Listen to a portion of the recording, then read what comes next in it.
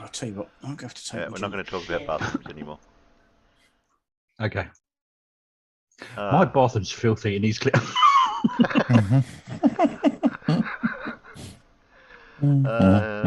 We've got the regulars out there. What are you doing out there, Limey? You gone deaf? Yeah. Something looks different. Oh, yeah, something looks different, Farmer. It must be you did something with your hair. No, you did something. Well, well, you just took something off your head that looks different.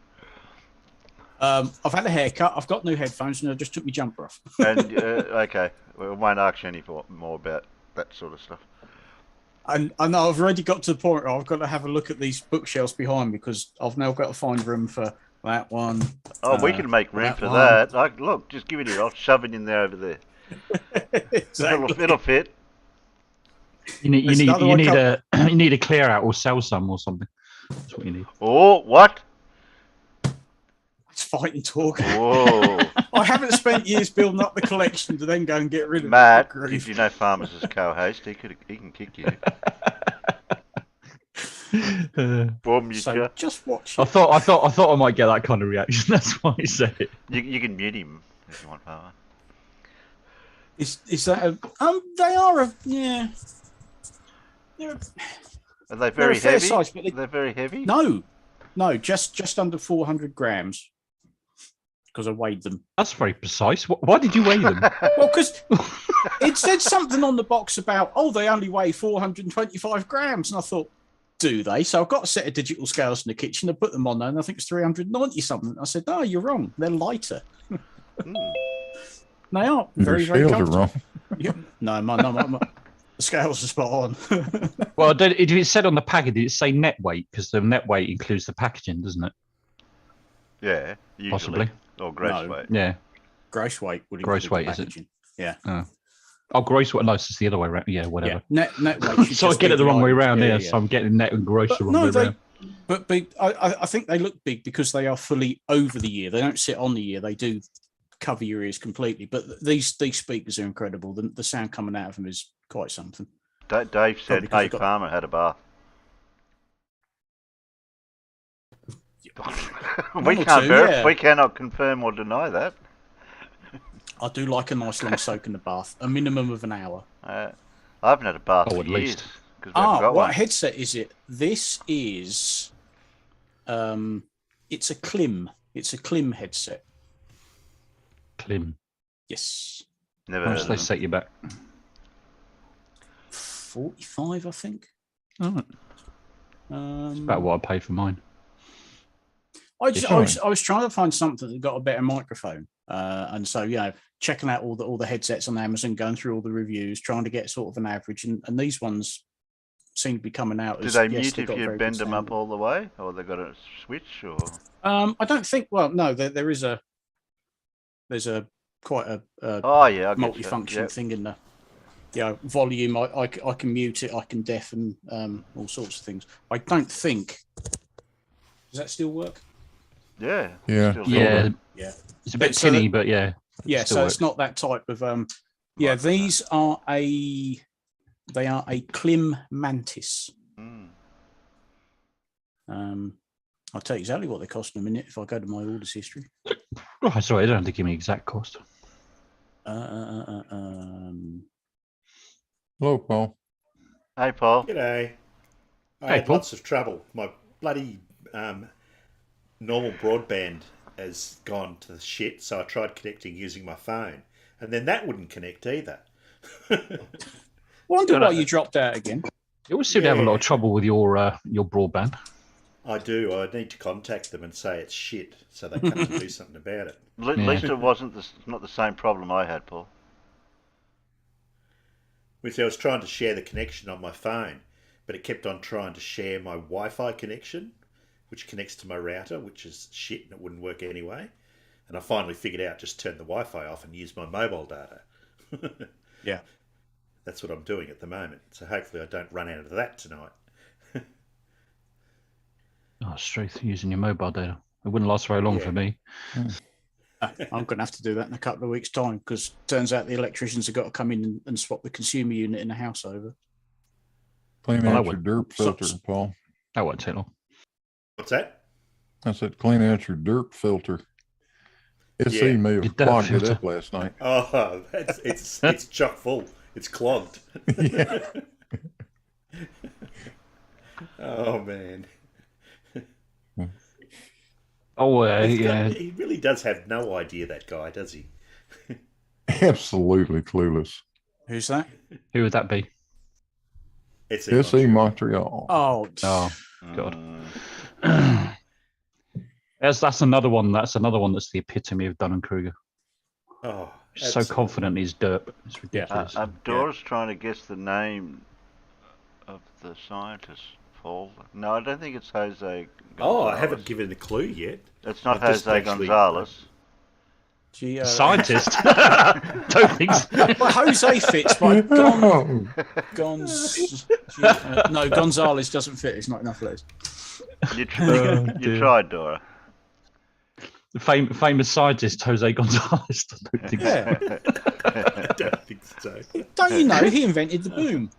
Let me pop out the chat anyway. I haven't even done that yet. If you're listening, Jose, no offense.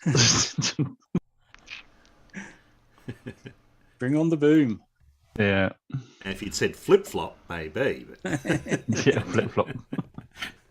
Klim was the milk substitute that they used in World War II during the escape attempts from German POW camps. They used the cans. It was.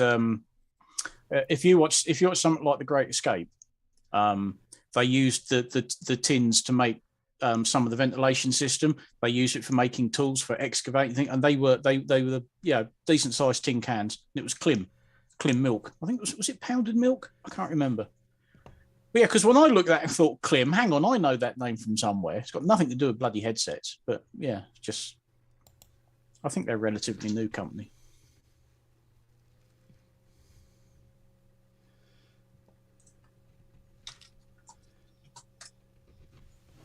Yeah, it's powdered milk.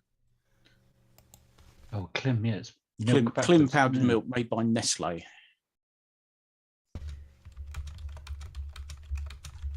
Yeah, I'm certain that does feature quite heavily in the film The Great Escape as well, because they had to get quite creative with the materials to hand, and one thing they did have was lots of these empty tins of powdered milk.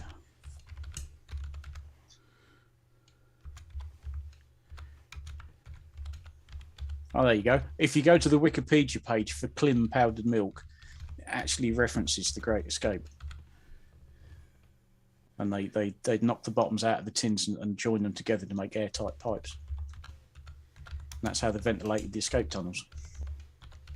Yeah, so they did. Yeah. You don't know. You weren't there. You can't say that. Yeah. Did you measure it? Yeah. Do you have a video? Did you watch a documentary where they dug up? They actually went and excavated where the camp was, Stalag Luft 3, and they found all sorts of remains from the tunnels, including one of the air pumps that they made that had a bellows in it, and you just sat there and pumped it backwards and forwards, and that pumped fresh air into the tunnels. I think they found the remains of one of them. Wow. Yeah. There you go. You've got your clue for your scientist. Okay. J something G was the scientist who transformed our scientific knowledge of our closest relative in the animal kingdom. And there's the correct answer. I think Klein got it. Yeah. Quickly. Right away. Barely even finished reading the clue before Clive got it. I know. A film about her. Yeah, the name does ring a bell. Yeah, she was quite famous. Yeah, or am I thinking of something else? Let's have a quick look. Spent a lot of time out there living with the apes.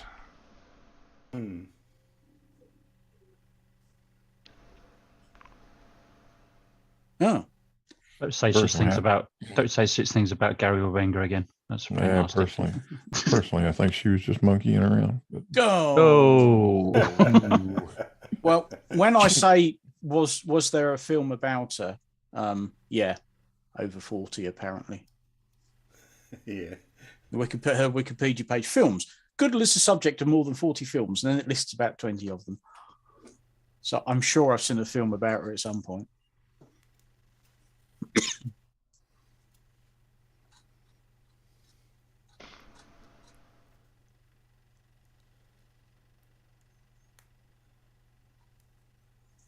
Valerie Jane Morris Goodall, aged 88.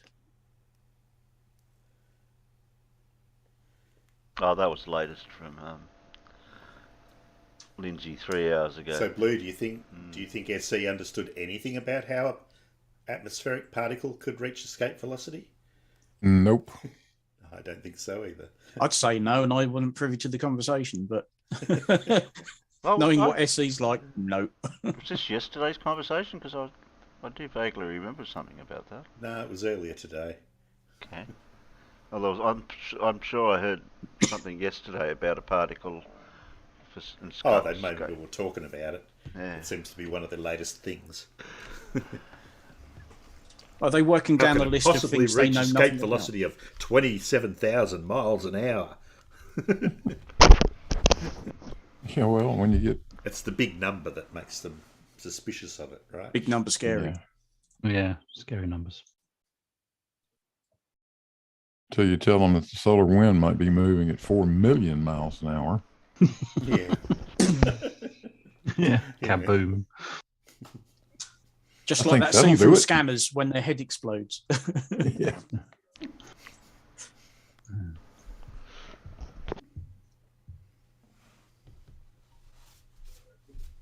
What must it be like to go through life being quite just as thick as somebody like SE? I mean, no wonder they're so bloody angry all the time. Do you think?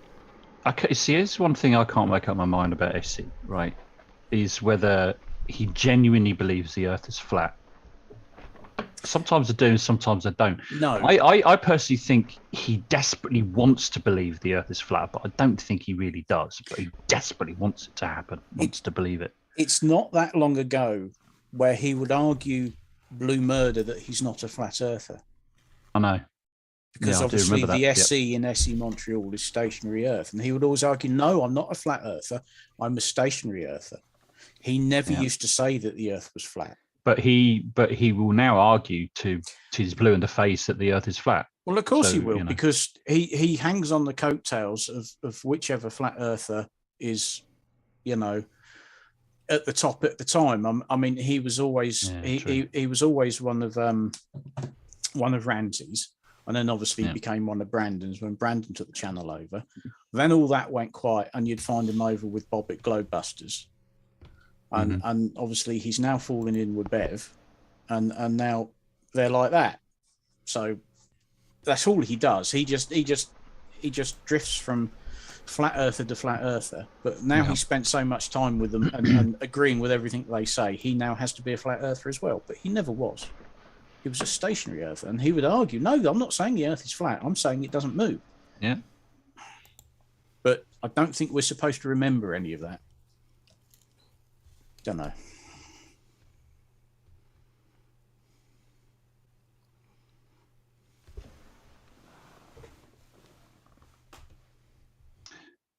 So did he used to think that like the Earth may be a globe, but it's stationary? Is that what he used to claim, or would he never be very specific about? He was never that specific. If anybody called him a flat earther, he'd say, no, I'm not a flat earther, I'm a stationary earther. But like a lot of them, if you actually tried to pin him down and say, well, okay, what do you actually think it is? He would dodge and avoid. Go and ask Bev what the shape of the Earth is, because he's adamant he's not a flat earther. And yet 2 years ago, Research Flat Earth was stuck on everything that he bloody owned just about. But now he's not a flat earther. Okay, then, what shape is the Earth? Forget it. You will not get an answer out of him, because he wants to say it's flat, but he's now spent so long saying he's not a flat earther that he can't say it's flat. He told me it was measured. Yeah, but it's not flat. It's got hills and valleys, so it can't be flat. Exactly. Yes, it's not flat. It's not a flat Earth. It's bumpy. Yeah, got we know humps in it. we know it's got terrain. What's the overall shape of it then? No, you won't get an answer out of any of them on that. Mm. Yeah, but it's got this hump in it. What? They can't figure out what this hump is. The hump. Hump? Yeah. What hump? The hump. That's one of SU Montreal's favourite things. The hump of water. The hump. Yeah, that's right. Yeah. But even the flat earthers are starting to get sick of that argument now, and they're telling him off for using it. Oh, that's nice. I like that. Yeah, the other topic that totally confused them today was resonance. Yeah. What was he saying about that They seem then? to have this thing in their heads that frequency is an actual substance that, Right. that you can extract from something. Yeah, I've got a slice of frequency here. There you go. Yeah. Oh, hang on. I've just sat on some 40 hertz. Ow. Yeah, a bit sharp though, 40 hertz. Oh, yeah. Not as sharp as 80 hertz, but mind you. They keep on saying things like the sun is a frequency. I mean, it's not right. No. Frequency of what? Yeah, exactly. That's what we ask, and they just say a frequency. Well, there's a lot of there's more of them now. Are going how everything's a frequency. Ooh, it's all ooh, yeah, like bloody Santos. You know, oh, Yeah. everything's a frequency. Do you actually know what a frequency is? Clearly not. You can't just say everything's a frequency. Everything's a radish. This is equally pointless, stupid, and What bizarre. am I today? A carrot? Oh, no, carrot. Everything's a They were radish. going on today about the frequency of the human body. Oh, We're thinking, what the hell?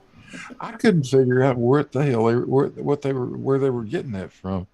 And suddenly it dawned on me that they were really talking about the resonant frequency, which in everything has a resonant frequency, right? Yeah. Pretty much. But to hear them tell it, we're all sitting here vibrating at 7 hertz. Yeah. No, we're not. Don't do that, Farmer. Your jiggly bits are showing. There's a reason women will go and sit on the washing machine when it's on the fast spin. That's got something to do with vibrations, I believe. Yeah. It's just like somebody's compiled a list. Right, what don't we know about? Okay, there's this and that. Okay, what are we going to talk about today in depth? Let's find something else that we know all about and let's talk about it as if we do. I listened to that for 10 minutes and finally I said, are you guys talking about resonant frequency? All of a sudden Rocky came in swinging. Oh, God. Yeah, he didn't. He what? I just stepped back out of the way and let him go. Let him go, yeah. You literally are like a red flag to a bull to him, Blue. Yeah, I appeared to upset him. Hey, Rakia, it's Blue. Oh, dear, you got to laugh.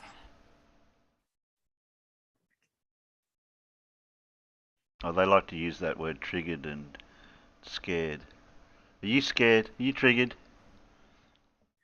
Yeah, they get all round up and then tell you to calm down. It's like, mate, if I'm any calmer, I'm going to fall asleep, you know.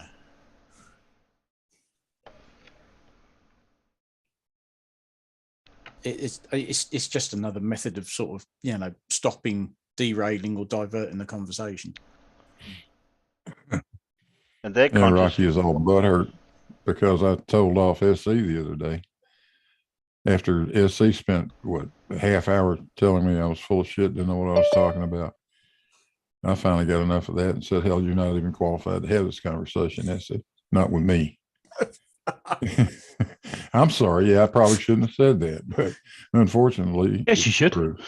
It's true. Why not? It's true, exactly. Why should you not have said it? It's not like you'll call them something else. Yeah. I'm not going to say online, you know. And that really stuck in Rocky's craw for some reason. I did, didn't it? There's a white knight in him, was he? White knight. Oh yeah. Yeah, if you can get away with leave my friend alone. If you can get away with insulting them without actually calling them names, that's really amusing. That is. Yeah, that's what I did. I used to have a speciality in one office I worked in writing snotty and insulting letters. in the politest possible way. And it's triggered Limey. Quite so much that some people didn't actually realise what I was doing. Yeah, don't trigger the limey, Matt. And he's already triggered. It's been triggered for a long time.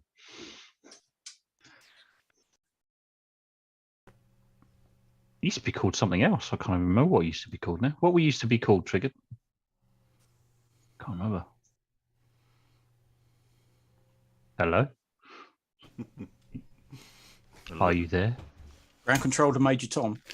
Is anybody out there? Don't know if triggered Limey's there, because we can't hear you if you're talking. Is there anybody out there? Press play, Limey. Yeah. He's not muted. Well, he's not Zoom muted anyway. He could be muted on his own system. Yeah, I think he's His own mic. Oh, Oh, there he goes. Oh, he's gone. He's gone. Something's not working. He's thought, no, No. I'll crash out and go back in again. he didn't join with the correct audio. That. I reckon that's what it'd be. Could be, yeah. Or he's outside on his laptop and it just run out of battery again. No, Dora, your monitor's out of adjustment. That's not yellow, it's green. Yeah, got the wrong fruit. You could tell that wasn't lemon because I'm still here. Okay. Yeah, no, there's not many people stick around once Lemon starts talking. Is there? Oh God, he's here. People joke about that if we're in one of Jose's hangout. Lemon comes in and starts talking, I immediately mute and deafen, and then somebody will write in the Discord chat, "Oh, you off again?" Yep. I won't put up with him. I don't know what I should. I mean, it's not only is it just word salad; it's word salad in like the single monotone voice. It just, oh God, it sends you to sleep. He's like a little yappy dog. He just Okay. makes a noise. So while Triggered Limey's trying to join with his voice, I've got something funny to sort of share with you to get the show started. You ready? Go on then. Okay. Yeah, come on, Jane. Yeah. All right. Here we go. Paul's had his sex change at last. Yeah. Oh, we're going to have weather. Forecasters call for weather on Monday, huh? Yeah. Just Monday. Just Monday, nowhere else. Calling for weather. Any weather. particular weather? No. Just weather. Just Whatever, any weather. whatever that is. Whatever We'll have some weather on Monday. What's the weather There has a forecast for Jacob's Monday? nose. Yep. You having any weather Yeah. at the moment there, Farmer? Yeah, well, no, not really. No, there isn't any weather to speak No of. weather. Oh, there wasn't No. any weather forecast for your area, was there? I like this one. Diana was still alive hours before she died. Yeah, Yeah, I've most seen this people one. are. Yeah. Yeah. Yeah. I've seen that one. Yeah. Oh dear. Did you have The typesetter probably got the ass for this job. Well, it makes change because normally it's what they call it, ipsum lorem, isn't it? Yeah. There's Well, just no. like bits of Latin that they use to say, well, this is where the text is going to be, but it's not actually the text. But that's just if you look at where the letter, what's that? F, G, H, and D. Oh, look, they're all next to each other on the keyboard. They're all next to each other, yeah. Somebody's just gone. Well, There you I go. mean, it could be believable because it's talking about the under pressure boss of Hibernian. So he could have said something like that. Or something like that. Yeah. That's true. No, it could have been. Yeah. You never know. Yeah. He's to blame. If you take it back to its logical conclusion, it's not the baby so much. No. It's the buggers that are making them.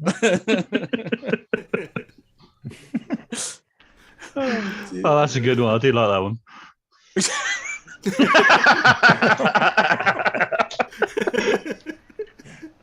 Sarge, I found a dead man. Where? In the graveyard. Really? Are you drunk on duty again? Yeah. It's the strangest. What's the sound of one hand clapping? Yeah. I bet that guy that had one arm was really pissed off after that. Are you taking a piss or what? Oh, dear.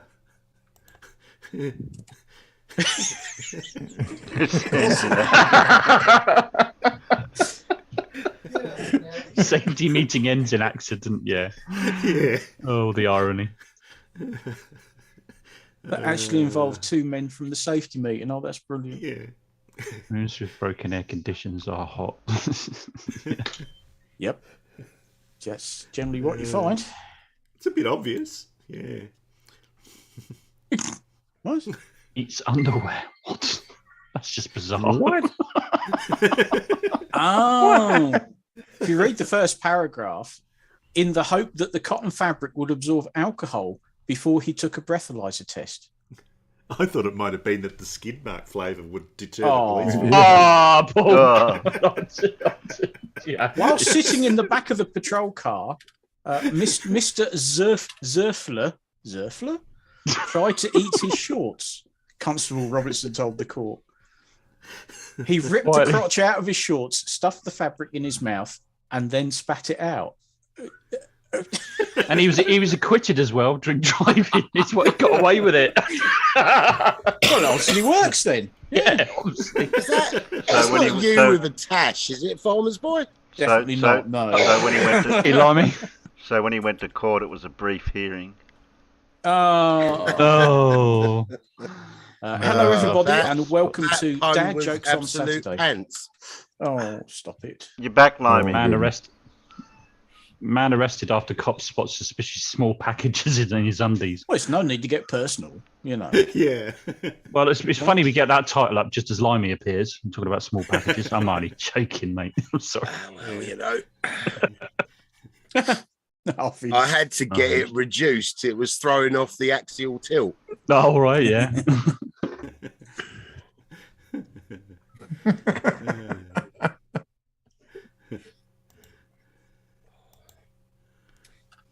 How is everyone anyway? All right? Yeah, very good, Limey.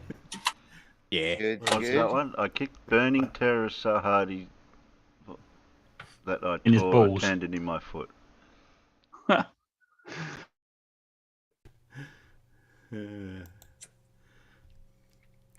I've had this one on before, but I included it because it is really funny. Army vehicle disappears. An Australian Army vehicle worth $74,000 has gone missing after being painted with camouflage. Well, it works then. Yeah, that worked all right. That's some good paint. That's good camouflage. Yeah. Right. Brilliant. Ouch. Oh, ouch. Ooh. Ouch, indeed. Yeah. Oops. It's not so much the headline, it's the byline after it. Waterford boy 8 saves sister's life. I wouldn't do it again. She's been a pain this week.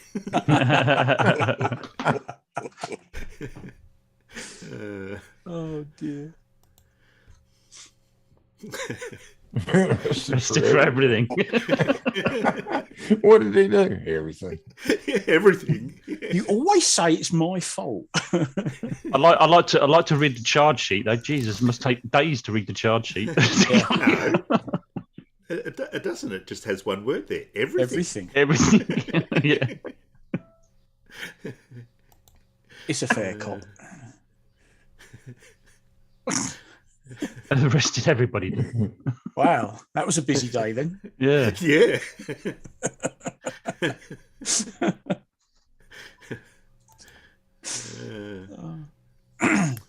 Murderer says detective ruined his reputation. Convicted murderer has sued the detective who arrested him, saying the investigator ruined his good name in comments published in the Times News. Really? Oh, right, You're a okay. convicted murderer. You really think you've got a good name? Maybe on the dark web he was known as the greatest murderer ever, and then obviously by getting caught, that sort of took that away from him. That's Yeah. Yeah. That could be. Yeah.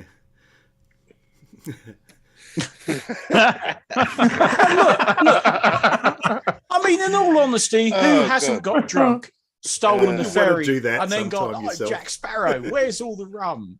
Well, the resemblance is uncanny. I mean, look. I mean, Why is too there never far any off. rum? yeah, Oh, dear. Wow. it's very apt at this moment in time, isn't it? Yeah. Yeah. Are prostitutes getting screwed? That's a good one. I like that. You'd kind of think so, wouldn't you? Yeah. Half of the course. Almost The house arrest. Oh, dear. I wonder how that's working out for him. Yeah. Yeah.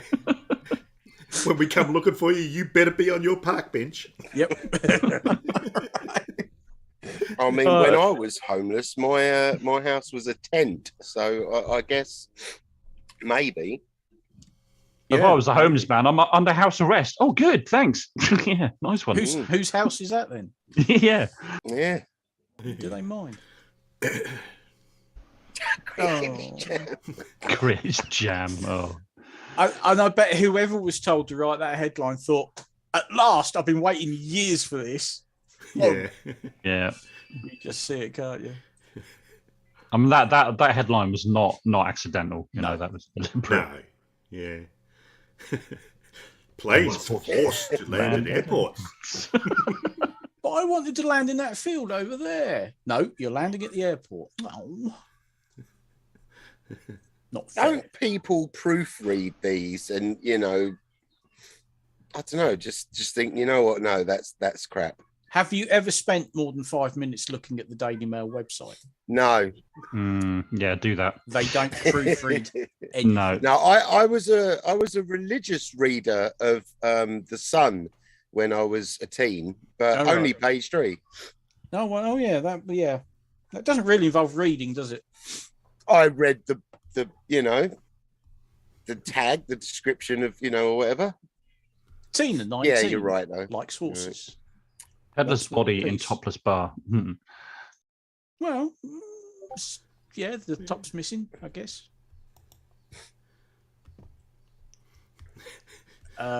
Right, yeah. That. Majority of Americans. Oh, We hate math, including whoever wrote this headline.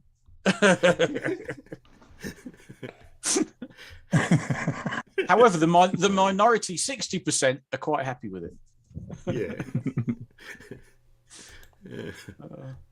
Yeah, I remember this one. Yeah,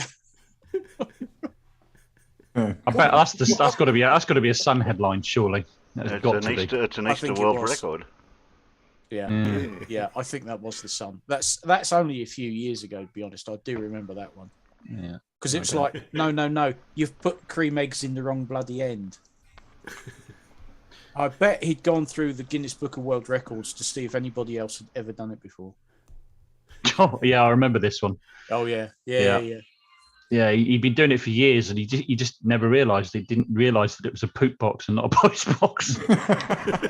Didn't understand why his letters wasn't getting where it's supposed to. poor fellow.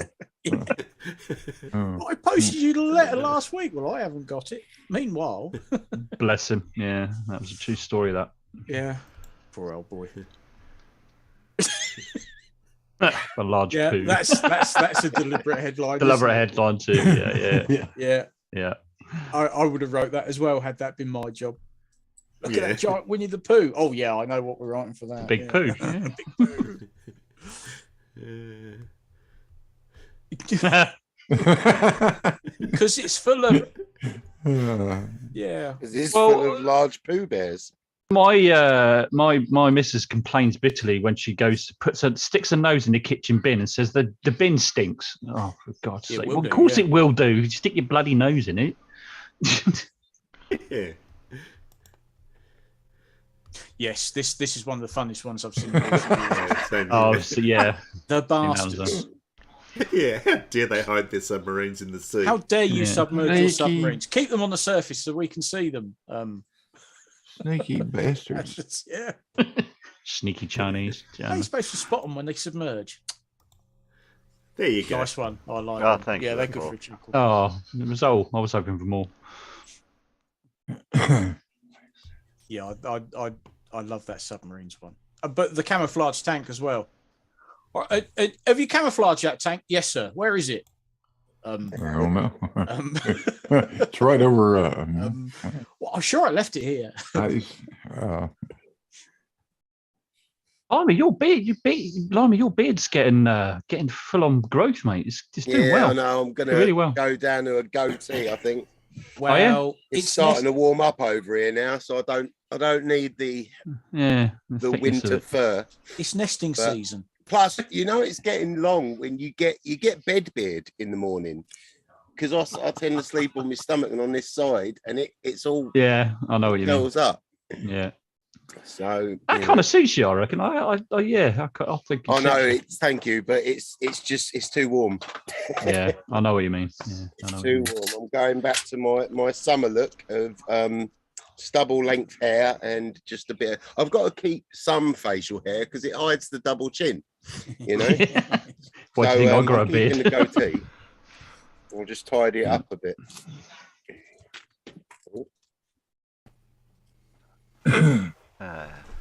That's the same reasons why I have my hair cut short, because I get bed hair. Yeah, it's flat on one side and bushy on the other. Yeah. Oh, we're gonna have a bit of Lindsay. Coffee time. I was just thinking it was time for a cup of tea. Yeah. Oh, yeah. Yeah, I thought it'd be about that time. Yeah, good man. Right, this bloke's starting to be a reoccurring theme. I might have to stop coming on. I've been watching him for ages. Well, he's a kind of a regular. The last time I was on a Saturday, I managed to change over Lindsay to somebody else with a bit of persuasion. I don't mind playing some other derps rhetoric, but I don't mind. To be fair, I mean they're all ridiculously funny yet sad to listen to. So feel free. Quite he posts a fair few, doesn't he? He does, yeah. We usually skip some, just depending on the title. So I thought we might go to this one. The two hemispheres star rotations are reflected. What?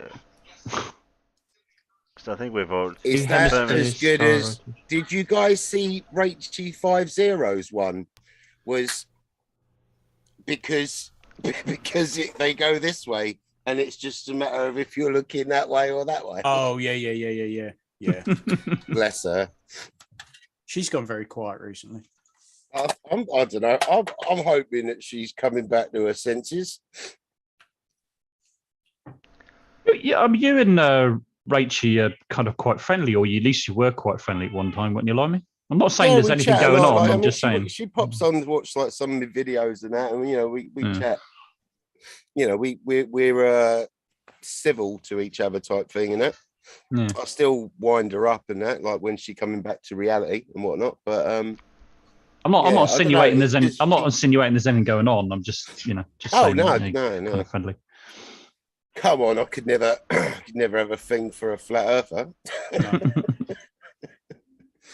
But no, she's a lovely girl and that. Just I don't know. It was like Riley that kind of took her under his wing, innit? So if she can buy the garbage coming out of his mouth, it sort of makes me worry because I don't think anyone like that should be a parent. But I don't know. Hopefully she'll see sense. Terry.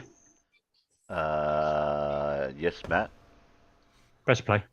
I'll give you a chance. He just watched him change the speed to the Lindsay setting. Yeah, I know. That's what I said, Terry. You give him a time to answer, give him time to unmute, set the settings, and he goes, "Yes, Matt," and then just say, "Press play." He doesn't have to do it immediately. Oh, okay. I don't have to do it immediately. Okay. Yeah, no. Whenever you're ready. Just hang back and take it easy, Terry. No rush. No rush. There's no rush. No, it's fine. Whenever you want. Like it takes me a while to figure the space bar to press play. All right. Yeah. Okay. Press the space bar then. Where's the any key? Yeah, two-star press. Have you found that yet? You haven't found the any key yet.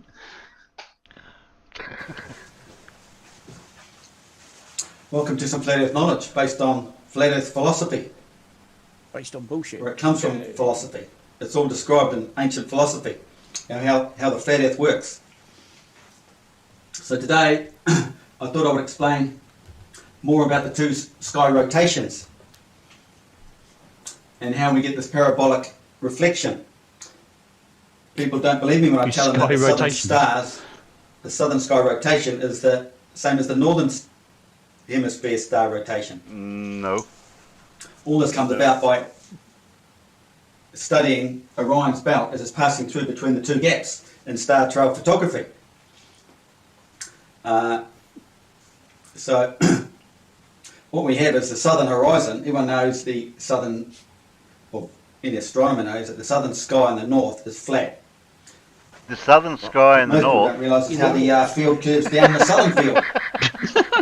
It's just the flux over the Earth. So the Earth is like a ring magnet, and there's a magnetic flux. We all live inside this magnetic flux. As you move away from the Earth, the flux gets weaker, doesn't it? The magnetic force drops away. This is how we form the different gaseous layers. Anyone drop their flux They get laser? lighter as they move away from the Earth. I'm fine, mine lost Anyway, it. understanding the two rotations. The centre-north rotation is fixed and stationary. It's here, above the Arctic. Polaris has never moved. It's the same star. Always has been, always will be. Don't believe any of the BS you've been told No. that it'll be somewhere else one day. No. No, because that Polaris represents the sun down here in the centre. Another long story. Never moves. It's locked in here. What science calls the event horizon, you can't see in here above the Arctic. Nice symmetrical arcs out here for where we dwell, the physical world. So you've got the northern horizon, the night sky star rotation is flat. Out here is curved. This is how we get a parabolic reflection into the curving field. This image in the north is cast out to there in the south due to the shape of the toroidal field, the curved, moisture-filled atmosphere. Holograms. So you create a hologram. Curving mirrors. Look into that. So you've got a fixed and stationary unit here, it turns but doesn't move away off its centre point. As this turns, the southern field turns. This turns like that, that'll turn like that. It's the parabolic reflection. This southern field turns all the way around the central north. It's not only turning this way, it's moving this way.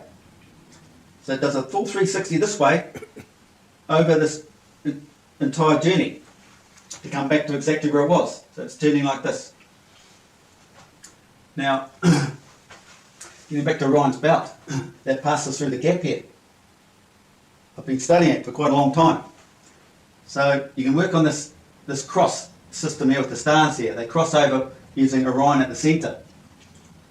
Aldebaran, Rigel, Sirius and Betelgeuse.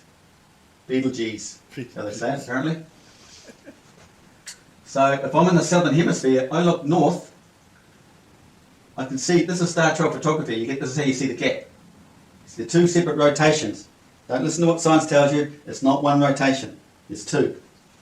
And they're mirrored. So I look north and I see this. This is where these stars are placed.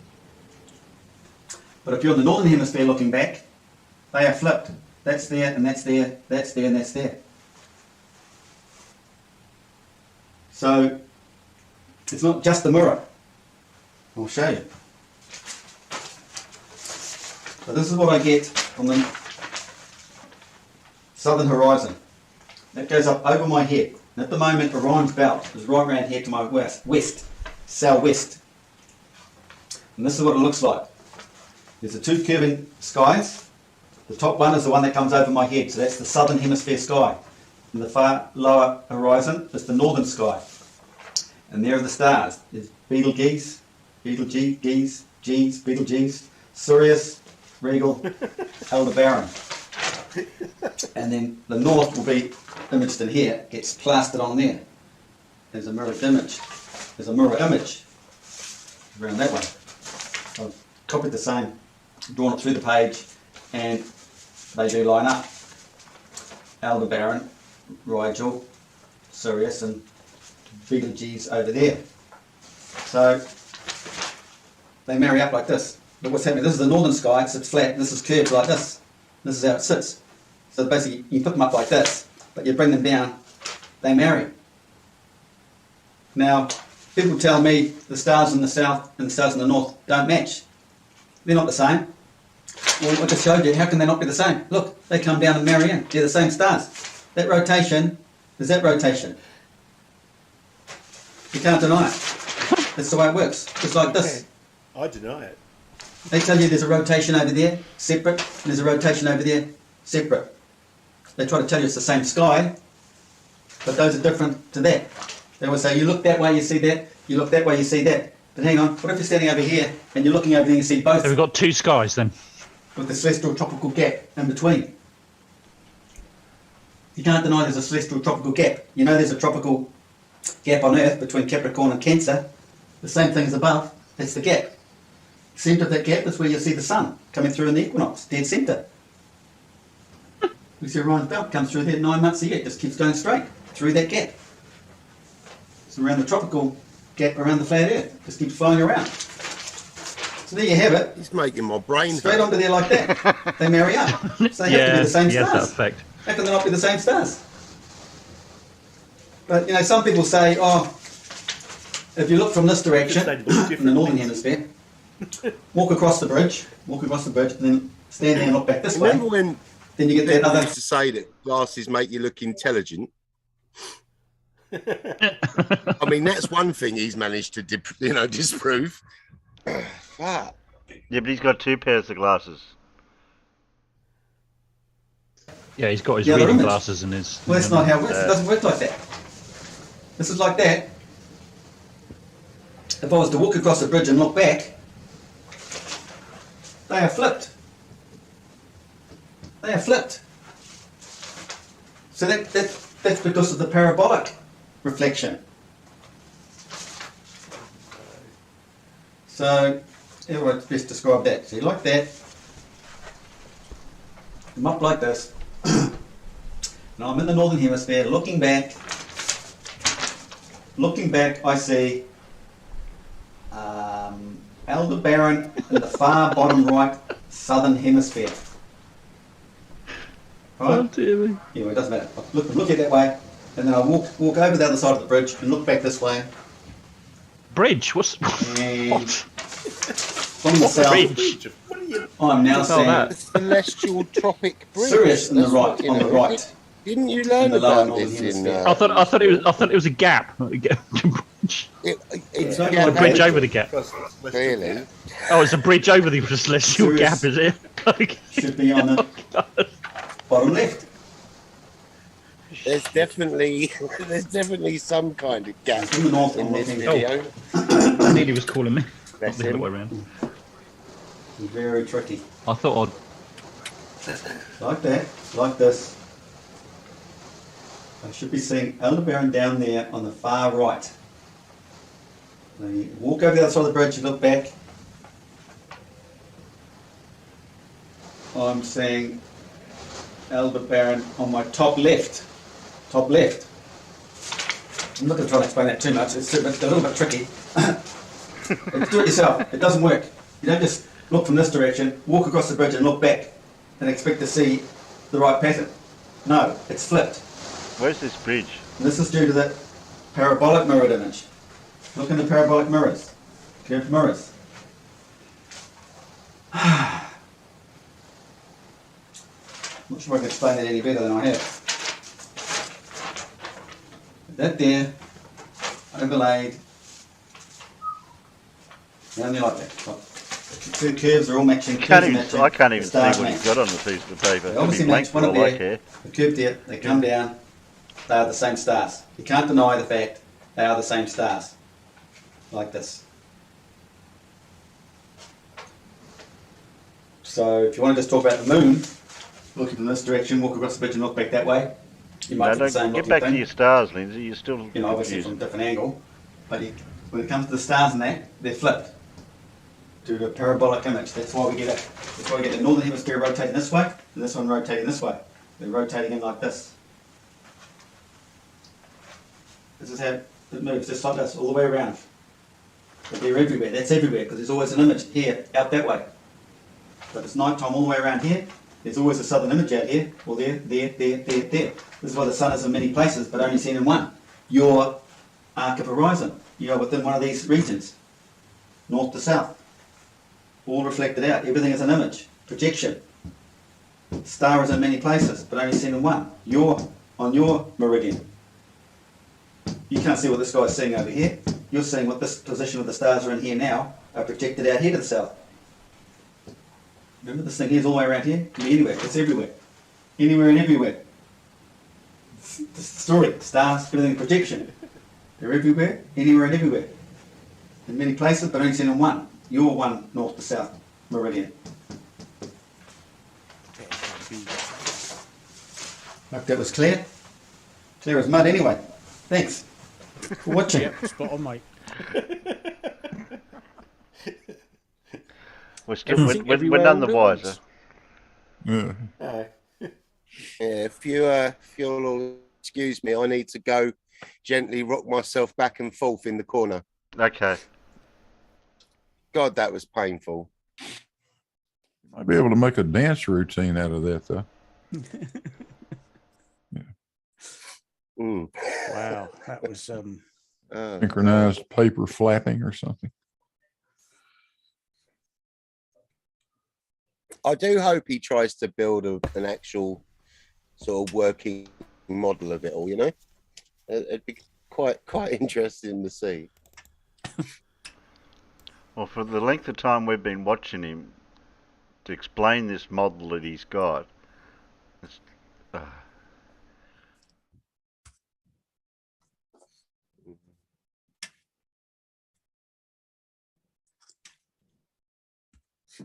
Is this mainly what he talks about? Is just, you know, like the, well, yeah, magnetism, he's magnetism and then the sky.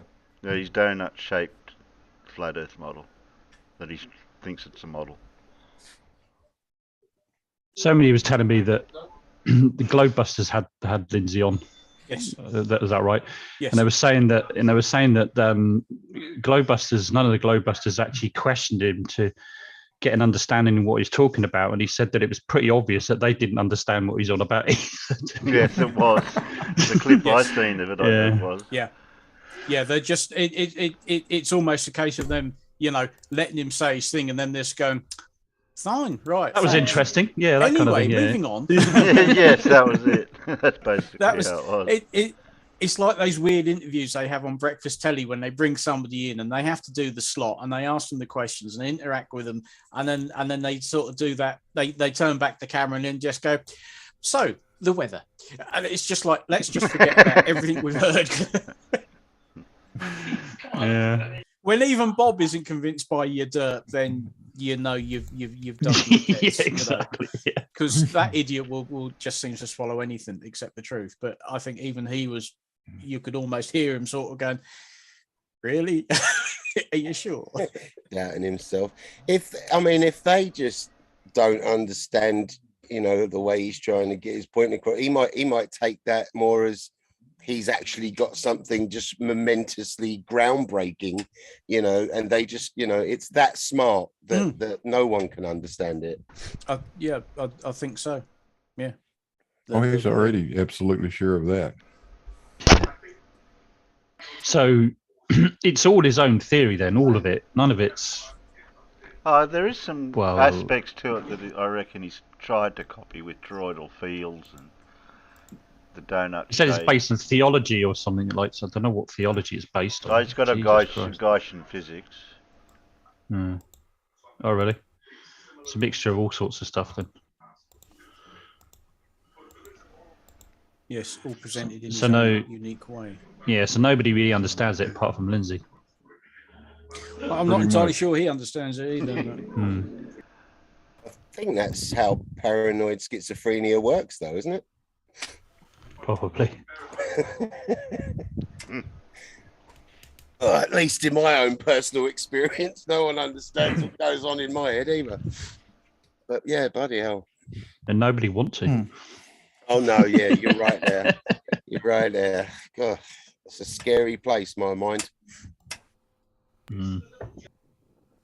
Well, in his defense, though, as far as I can tell, almost every word he uses is actually a word. Yeah. Yep. You can bet on that as a word. Yes, Yeah. words have been confirmed. Yes. Yeah. There are Whether- some made-up words in there. I'm not. Yeah, he makes up a few too, but Yeah. most all of them are actual words. Like What words is he? The what words is he- sequence might be a little questionable. Yeah, sequence of words. Yeah, but what about the words he's actually made up then? What words has he made up? Cardanoid is one of them. The Cardanoid. shape. Cardanoid. What's a cardanoid? Cardanoid. Mm-hmm. Can't say I've ever heard of that either. I mean, there's a lot of words I haven't heard of that are actually real, but who knows? Cardanoid. So there's no point in me even looking it up then. Well, he's not quite as creative as Cations and onions and stuff like that. But Yeah. Fried green Cations.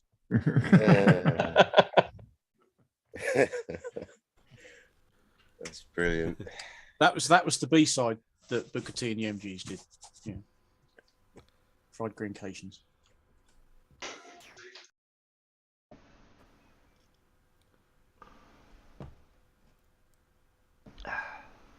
Again, just imagine going through life that perpetually confused and bewildered.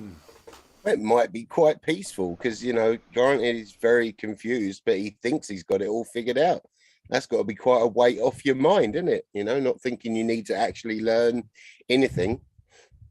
I guess so, yeah. Well, he maybe. has admitted that he can't explain it and,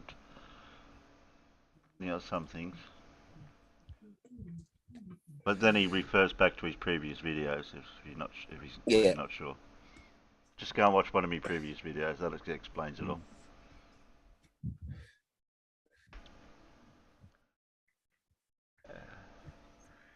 What type of questions are we going to have tonight? I've got a hard quiz tonight. Painful ones. If the last couple episodes are anything to go on. Yeah. I got some hard questions if we want to. Yeah. Or is that the time? Questions too. That's what I usually do. I bet your questions don't have the appeal that mine do, though, Terry. Do they? No, I might stay around for a little while longer. Yeah. Well, I cheated the other day. The other day, Paul, I actually brought up one of these images for the quiz for the peanuts. Ah. Okay. When I was away. Yeah. Yeah. Ah, okay.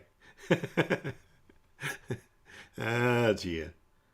Yes, so we've got our standard 10-question hard quiz. Limey, if you want to participate, you DM me your answers. If they got any Terry. math or anything like that in it, well, I'll go and make a coffee. Well, Who am I replying to? Jane. Jane. Yeah, Jane. Jane Goodall. Yeah. Kirsten Don't ask. Oh, dear. Okay, here we go. All right. In the 17th century England, this profession was held by women, such as the widow Wink and Susan Reeve Lyon, who was prosecuted for aiding the Dutchman Gerard Boot. What is this profession? 17th century. Anyone got any idea? Sounds like something out of the women's suffragettes, but that's hardly a profession, is it? So, I don't know. No, it's not 17th century. Anyway, women's suffragettes. No, that wasn't 17th century. Not a witch, Farmer's Boy, no. So she hadn't got a fake carrot nose then. She's a witch. Burn her. Burn her. Okay, here's another clue. After many prosecutions for inadequate politeness by a rival organisation, London's Worshipful Society of this profession finally gained legitimacy in the 1703s. Rose case, sorry. Inadequate politeness. All right, that's my answer. No, Limey, it's not nuns. Not window washers. Not highwaymen. Oh, No. window liquor. I was going to say window lickers. No. In 1595, Anthony Shute accused people in this profession of selling low-quality mingle-mangle due to their tendency to hoard tobacco imports. Mingle mangle. What is this profession? Yeah. Not pirates, no. Not ship captains.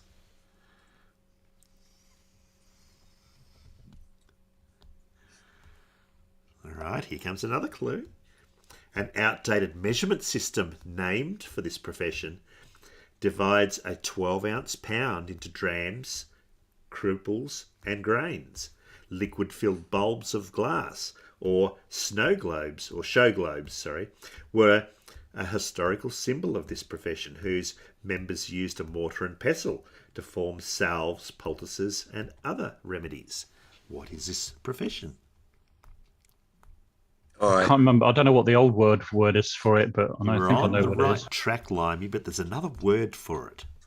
Mm. I think isn't that what they used to be called? That is exactly what they used to be called. Yes, Farmer's Boy. Well done. I think I spelled it right, but I'm not sure I spelt it right either. But it looks close enough. Good enough. I know what you mean, Farmer's Boy. Yeah. And that is the exact word. Cool. Not quacks, not nurses. Alchemist is on the right track, Room Fondle, but it's not the word I'm looking for. It's what they used to call pharmacists. am I on the right tracks? I don't think I am actually with that word. I'm not The second sure word. what Oh, that second word is. Yeah, no, Yeah, I know what I'm talking about. Peanuts are all over it. Yeah. that was like a bloody spell it. Yeah, that's how you spell it, Limey. That's right. So the Peanuts have got it. Yes, it was apothecary. Oh, I put Perfocarist on. I think it's Perfocarist or Perfocarist. Yeah. Go down to the apothecary. Well done. Yeah. Okay. Question 2. In the 1950s, Lee Mortimer often listed the name and locations of these places in his Daily Mirror column. What are these places? Oh, blimey. Daily Mirror. Not a particularly upmarket publication. Well, it certainly isn't now. I don't know what it was like in the 50s. Probably much the same. Okay. After being arrested at one of these places, Diego Vifials impaled himself at a police station while trying to escape. What are these locations? They're not laboratories. Carl Edwards, I need more information. Not brothels. Some 750 of these places were included in an address book published by Bob Damron. Farmer's Boy, you are right. Just a song came into my mind and I thought, yeah, it'll be that. Yeah. Yeah. Yeah. What I kind ignore of my illicit first bars, Carl answer. Edwards? Maybe my second. Not nightclubs, not pubs, no. Ooh. Historian David Carter documented how the lights in these places were often changed from blue to white to signal danger.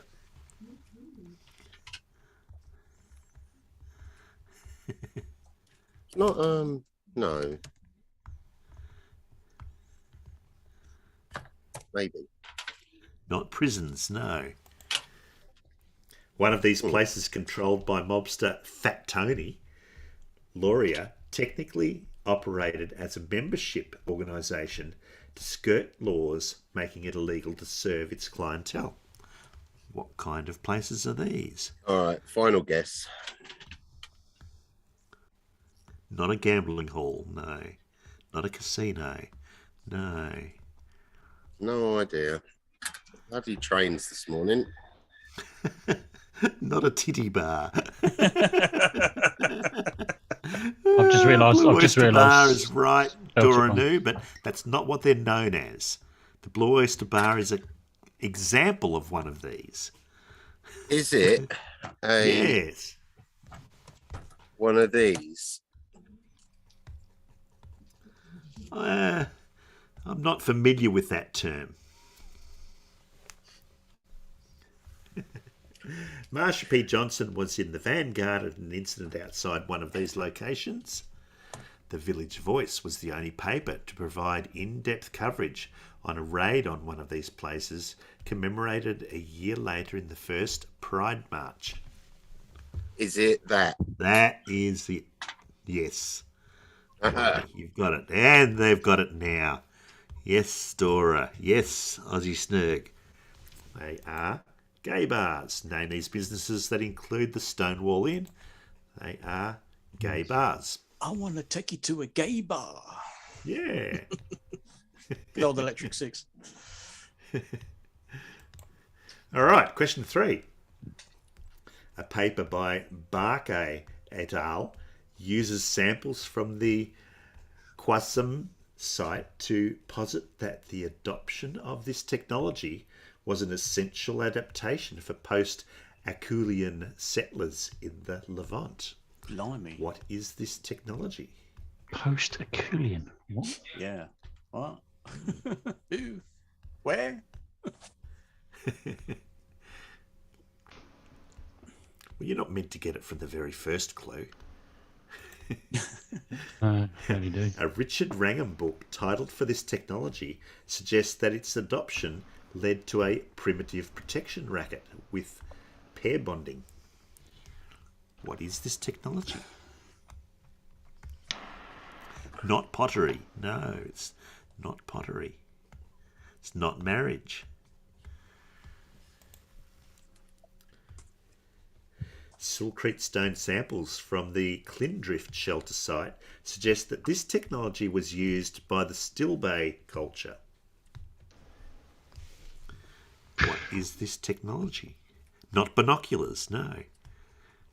Not beads, no. Not... you're on kind of the right track, Limey, but you need something to be able to do that.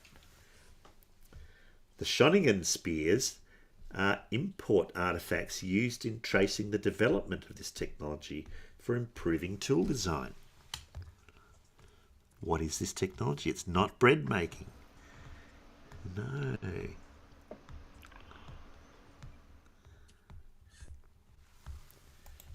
Is it?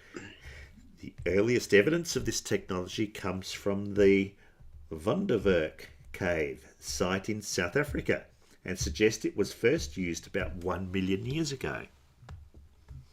Is it that? Not oyster shells, not roads,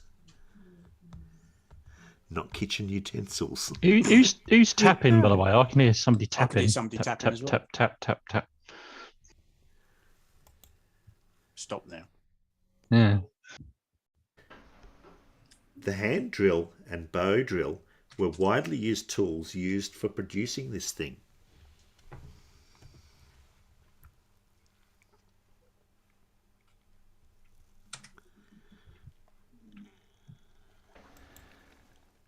The use of what prehistoric technology was attested by flint and charred animal remains? That is it, farmer's boy. And followed up by the TT guy with fire. Yes. Fire. Making fire. Fire. Yep. Yep. Should have known that from All right. bow drill. Yeah. That's what. That's what. That's As soon as I what saw that, I startled thought, me. oh, yeah. I thought it was too obvious. I was going to say fire, but then I thought, no, that's too obvious. But no, it was Yeah, I kind of thought too obvious as well. That's why I went with kitchen utensils. Question 4. An inhomogeneous Helmholtz equation is solved to calculate quantities near these things in Durbin's elliptic relaxation technique, and his V2F model incorporates anisotropies near them without using their namesake functions. Now, did that sound a little bit lemon-like? It did. Yes. Definitely. What are these things? I'll give you another clue quickly. Van Dreist damping functions are required to correctly simulate near these things.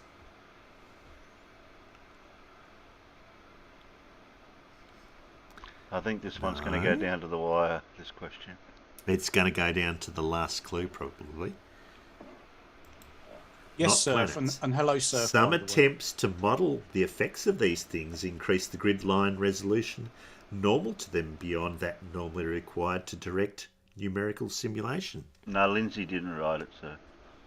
But No. you make a good point. It Not does black sound holes, like not planets, no.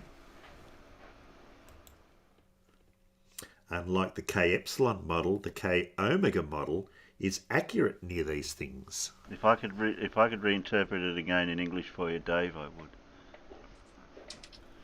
Not pulsars, no.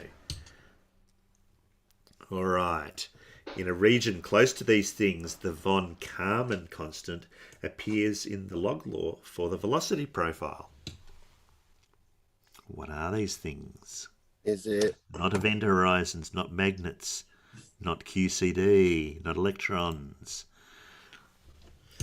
Here now we start getting into clues that you might get the answer from. Viscous fluids have zero velocity relative to one of these things when assuming the no-slip condition. What are these things?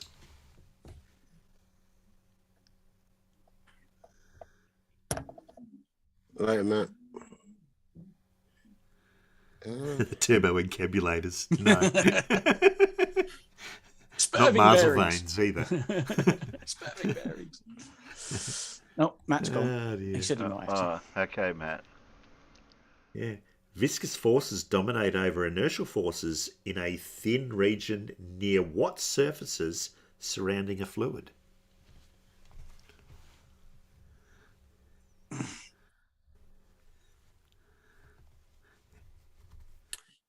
All right. Well, I'm 0 for 4. It's going to go down to the visual clue, I think. Look, I'm happy with the 3 I've already got, so. Yeah, rub it in. Yeah. All right. Here's your visual clue. And what a bizarre visual clue it is, too. Pink Floyd, another brick in the wall. Yeah. Weird.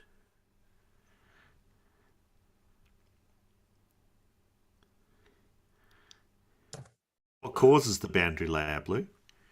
What's the boundary layer next to?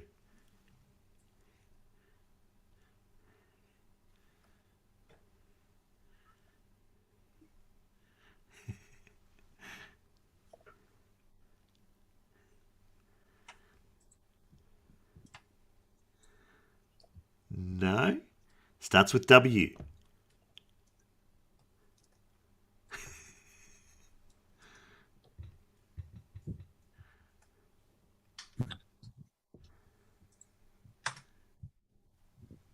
Not wing. They've got boundary layers. I don't What know. starts with W that's in the clue? It's on about a surface. Yeah. Hey, yeah, Limey's got it. Yay! What? Wall? Well done, Limey. Yes.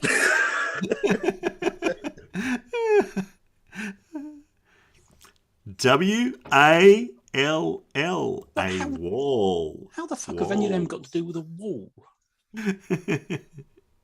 Yeah, walls. All right. That was Those questions, those Yeah, clues make no sense. that one completely. Yeah. All right. Okay. Using the news tensor to calculate this phenomenon's energy flux proved that it was not a coordinate effect. And as Bondi said, one can heat water with it.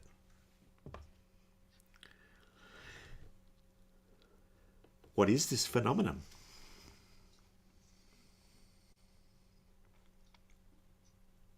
Not microwaves, no. In the Newman-Penrose formalism, the Weyl scalars phi 0 and phi 4 describe this phenomenon. What is this phenomenon? Not magnification, no. Not induction.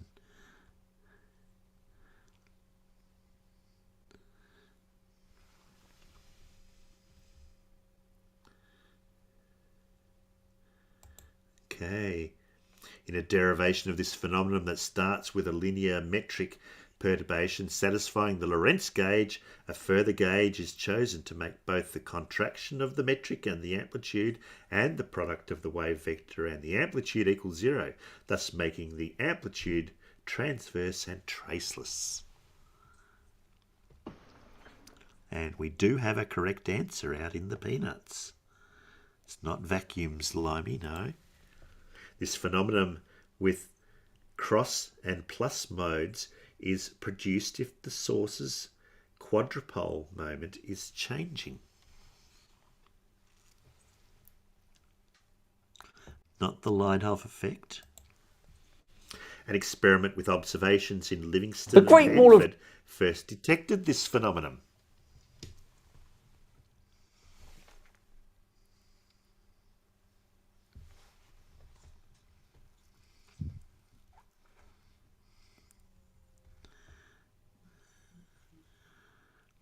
That's correct, Blue. Yes.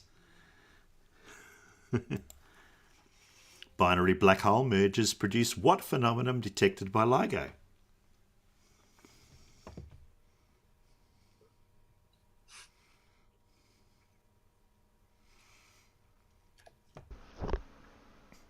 And yes, Clive Wells did get it. The TT guy, you were correct. All right, I need to start watching the stream. It was gravitational radiation or gravitational waves. Yes. Oh. All right, now they get easier from here.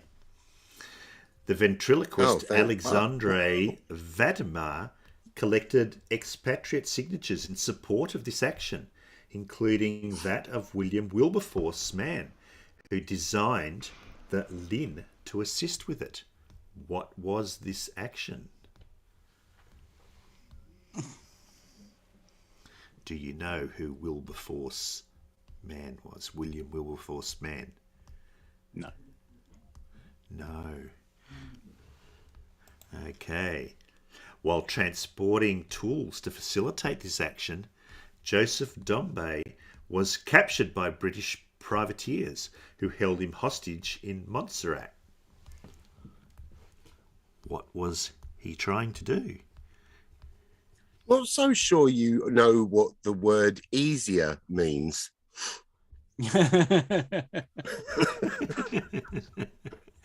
I don't think it means the same thing as what we think it means. Oh, you'll get this one. The 1893 Mendenhall Order marked a step towards the completion of this policy, which was largely halted by Ronald Reagan on the advice of Lynn Motziger and Frank Mankiewicz. What was this action? Not blow up the Kremlin. Burn down the Houses of Parliament. Not burn down the Houses of Parliament. Not free the slaves. Somebody famously tried that already. Yeah. Some guy. Yeah. This policy change was called a choice whose time has come in a 1971 report by NIST. NIST. What was the choice whose time has come?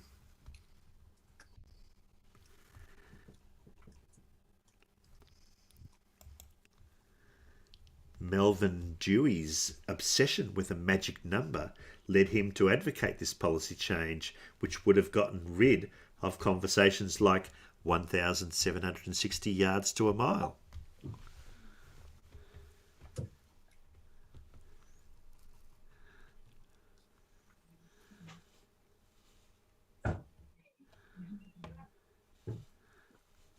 Yeah. There's some correct answers coming out now.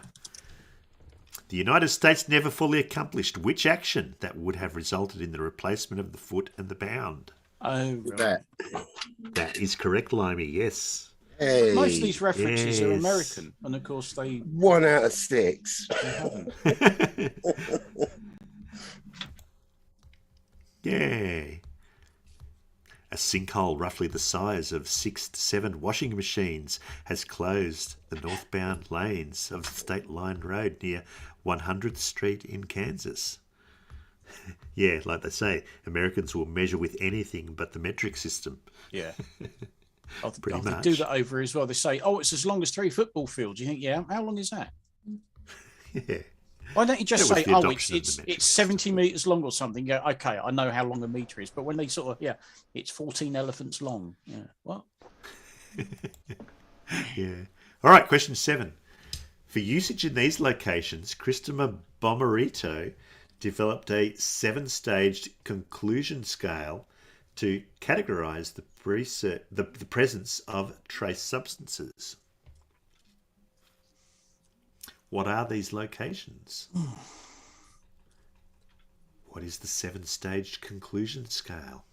Well, yes, that's the $1 million question, isn't it? All right. The cursed Edward Piotrowski pioneered a technique for these locations that partly centers on the identification of spines, satellites, and exclamation point shapes. What are these locations? Not volcanoes. Cyanoacrylate fuming is often paired with the ACE-V method to analyze formations found in these locations. What are these locations? They're not mountains, no. They're not meth labs, although a meth lab might be one of these locations.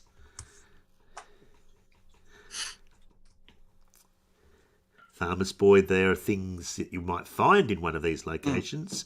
And yes, that is the correct answer.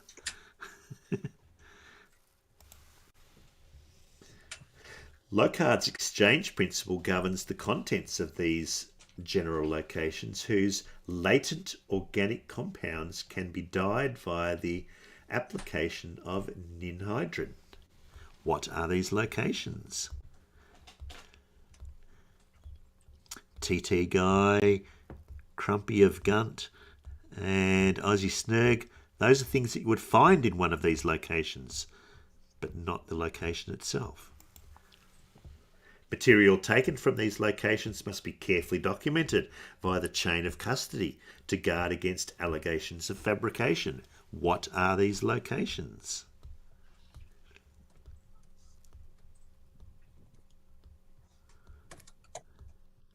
Yes, TT Guy, you have got it. And Blue's got it now as well. Brightly coloured tape marks off what general locations in which acts like murder may have been committed. Crime scenes was the correct answer. It was the super glue that tipped me off. Yeah. Because when you heat up super glue in a little cupboard that you put the samples in when you're trying to get sort of fingerprints and things, because the super glue fumes stick to the fingerprint. Yeah. I've watched CSI. Yeah. Question 8. Franz Kurowski is best known for his historical and controversial books about users of these things, which were written about in a memoir by Belton Y. Cooper. What are these things?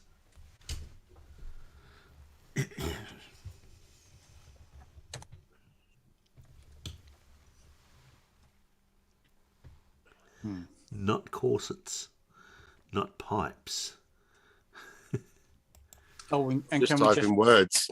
can we just for the record say that Surf got it right first on the last question? Yeah. Oh, good.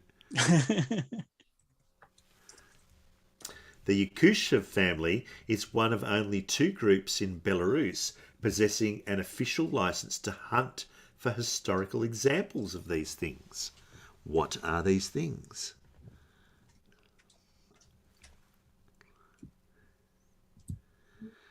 They're not magic wands, they're not toilets, no.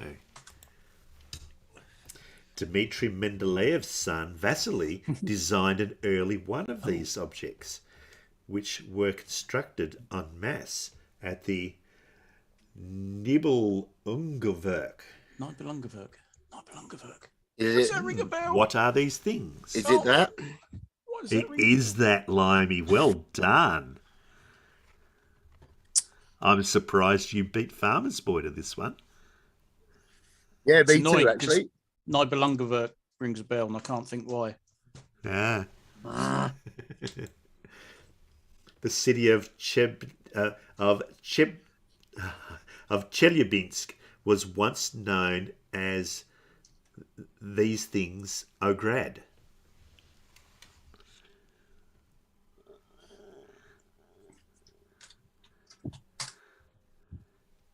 Yeah, Farmer's Boy, you got it. And Carl Edwards got it out in the Peanuts. But Limey got it first.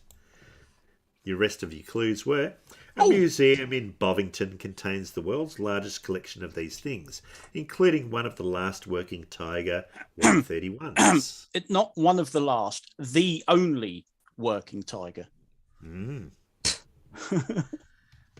These things were first used near the town of Courcelette, while about 6,000 of these land-based objects were deployed at the Battle of Kursk.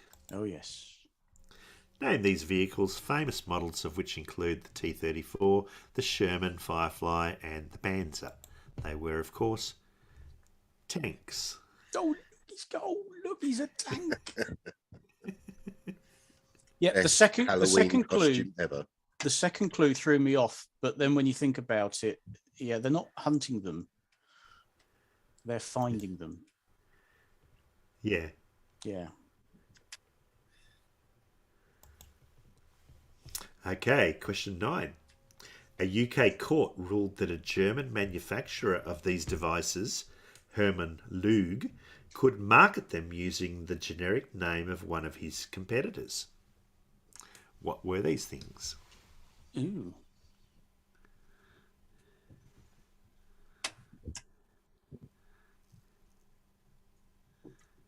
Pardon me.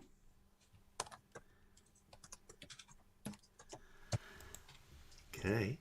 In his book on how this technology made Japan's middle class, Andrew Gordon notes how this example of Yankee capitalism was used an average of 2 hours per day in the 1950s.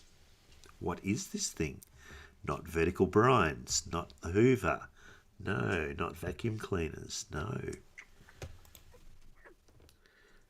Non-cartel companies could pay $15 to license the rights to this technology after protracted 1850s patent wars involving makers of these devices like Wheeler and Wilson. What were these things? Not washing machines, no. Not ironing boards, not TVs, no. Patent books used in conjunction with these devices were a staple of publications like Mrs. Beeton's. What are these things? That is correct, Limey. Well done. You have got it. Oh. And Blue got it as well. You're going well, Limey. And the TT guy got it as well out in the Peanuts. Well done. This first mass-produced domestic appliance was improved by Elias Howe. These devices were often generally referred to as singers and were driven by a foot pedal. Named the technology that made it much easier to stitch together clothes. It was, of course, the sewing machine. Yeah. Yay. And for your last question, during a landmark one of these procedures, a man was unable to take a photo with a chest-mounted camera due to the unexpected ballooning of an item named Berkut. What is this procedure?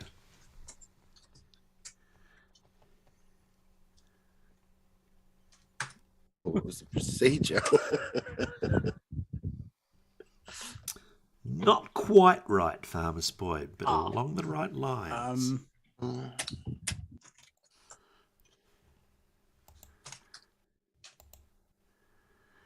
The AMS-02 detector was repaired during a series of these procedures performed in late 2019 and early 2020. Shall I use the correct term?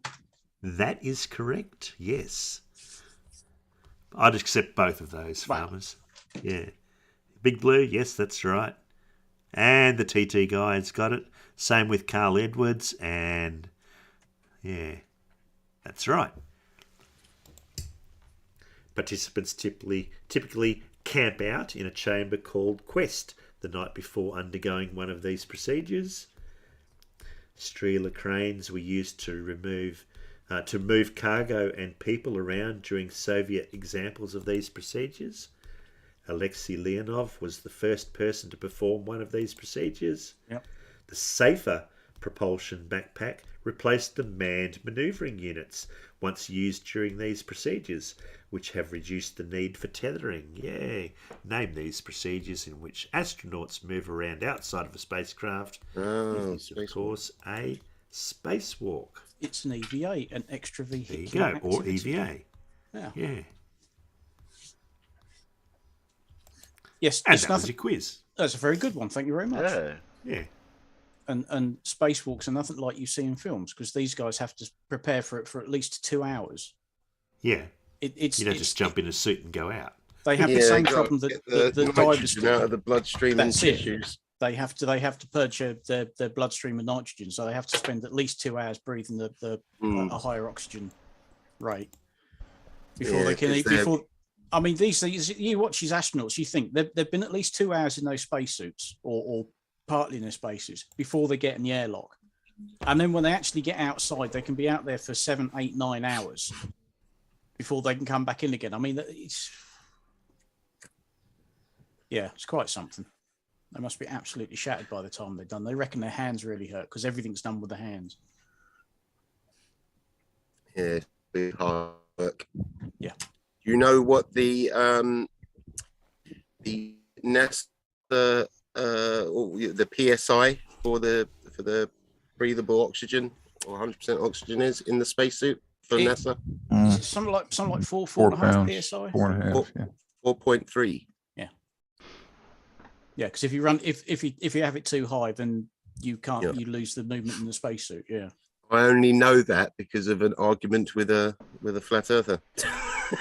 That's why I love it, because I get to learn new stuff all the time. The amount of stuff that I've either learned or I've thought, hang on a minute, I'm sure I know that, and you go and have a look. Oh yes, I did used to know that, and you'd forgotten it. And yeah, just being involved arguing with these idiots. Apparently, the Russians is 5.8. Yeah, the Russian system is a little bit different. They're different, and obviously totally different suit designs and everything. Yeah, it was interesting. And the Russians, of course, on the ISS don't recycle their own piss, but the Americans do. So does allegedly Dave. On the ISS, they do tend to do things with it first before you drink it again. Well, yeah. Dave doesn't. I'm just wondering, like, how long until his kidneys decide to shut down, you know? You can only hammer those things with that much toxins for so long. It's clearly not the only stuff that he drinks, because if all you drank was your own piss, then you won't last very long, because your body will just go, no. But then, going by the pictures and stuff, I mean, he's definitely not drinking enough water when he's not drinking piss, because it shouldn't always be that yellow. No. No.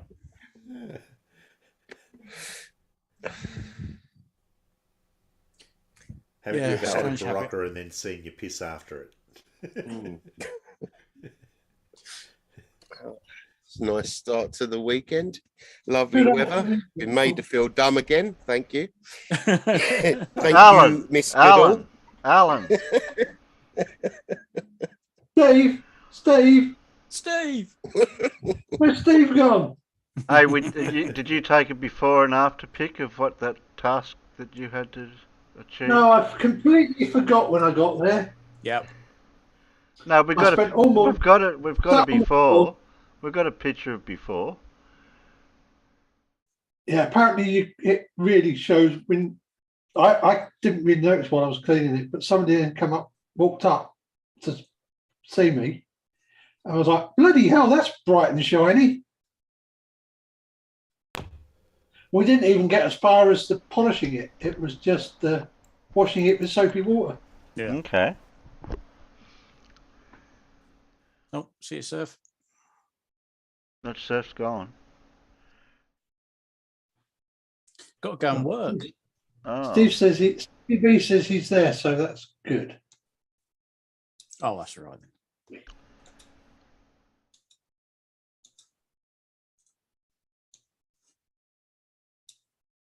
Oh, you've missed out on a few things, Alan. We're not going to replay Yeah, it all for you. But you know, I had the advantage of speaking to actual real people in face to face. As much as I enjoyed my conversations with you guys, actual people are okay sometimes. Yeah, I know you. I like Limey's CGI image. He's got, like, it looks like he's outside. Mm-hmm. You know how he has the green screen with his that fake bedroom, and now he's got the fake outside. Yeah, it looks really. I'm completely CGI. You know? Now, how can you Waiting prove for that those you're clouds. outside? So you proved that you're inside. Now, how can you prove that you're outside? I don't know. I don't really have long enough hair for the wind to be blowing. I think it's a nice touch that he's got the sound of the wind blowing across the microphone as well. Yeah. That's how did you get that? That's you got an electric fan blowing on the side of you. Yeah. I'm waiting for the word sex to be found in the clouds behind me. The trick is I use a wind sound effect at about negative 15 decibels lower than my actual volume, just so it's more of a subconscious sound for people almost, you know. How are you getting that effect when the sun goes behind a cloud? Like you go dark and then next minute you're light again. I don't know. I'm still trying to work out how this all happens on a flat plane. And can I just say again, for the attention to detail, the reflections in his glass. Oh, definitely. Oh yeah. And it's completely 3D. Like wow, look at that. That's you can see wow, just how dark like a clouds real are getting. umbrella. Yeah, that's CGI too. I learned how to do that in Blender. Oh dear. Not that I need it to keep the shade anymore, because God, they're really getting cloudy now. Yeah. Oh, we can see blue sky from here. Yeah, there's blue sky over there. There's big, massive grey clouds here. Yeah, that was one of the reasons I came home, because it was looking decidedly like it was getting ready to have a bit of a rain. Can you simulate rain for us, Limey, like at the spur of the moment? You can't do that. Yeah, hang on a sec.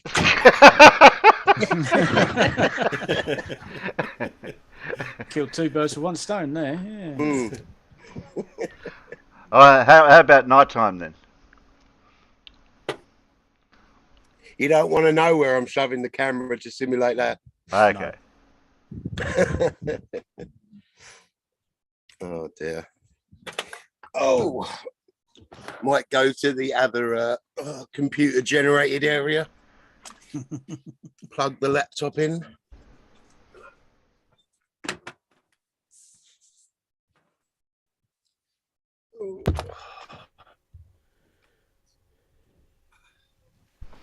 You all right, Lloyd? It's amazing how you can get the green screen to move with you. Yeah. That was that was a NASA paid actor to just say all right as I stood up, so it looks like there's other people out there. Yeah. You know.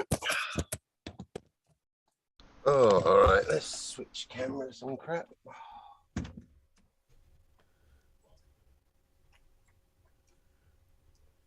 Now back to your stable table. We'll get there. It's got to put it back in now.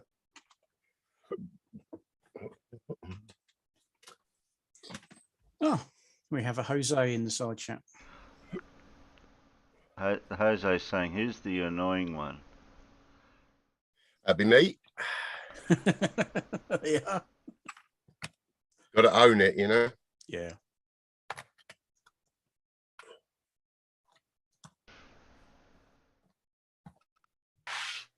oh, bugger.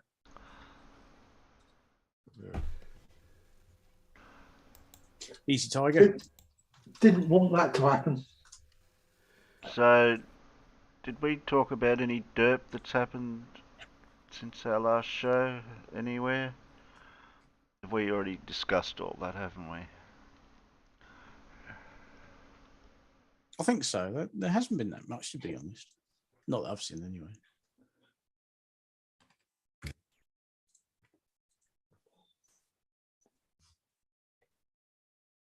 Oh, good. Really wish I could stop waking up at stupid o'clock every morning.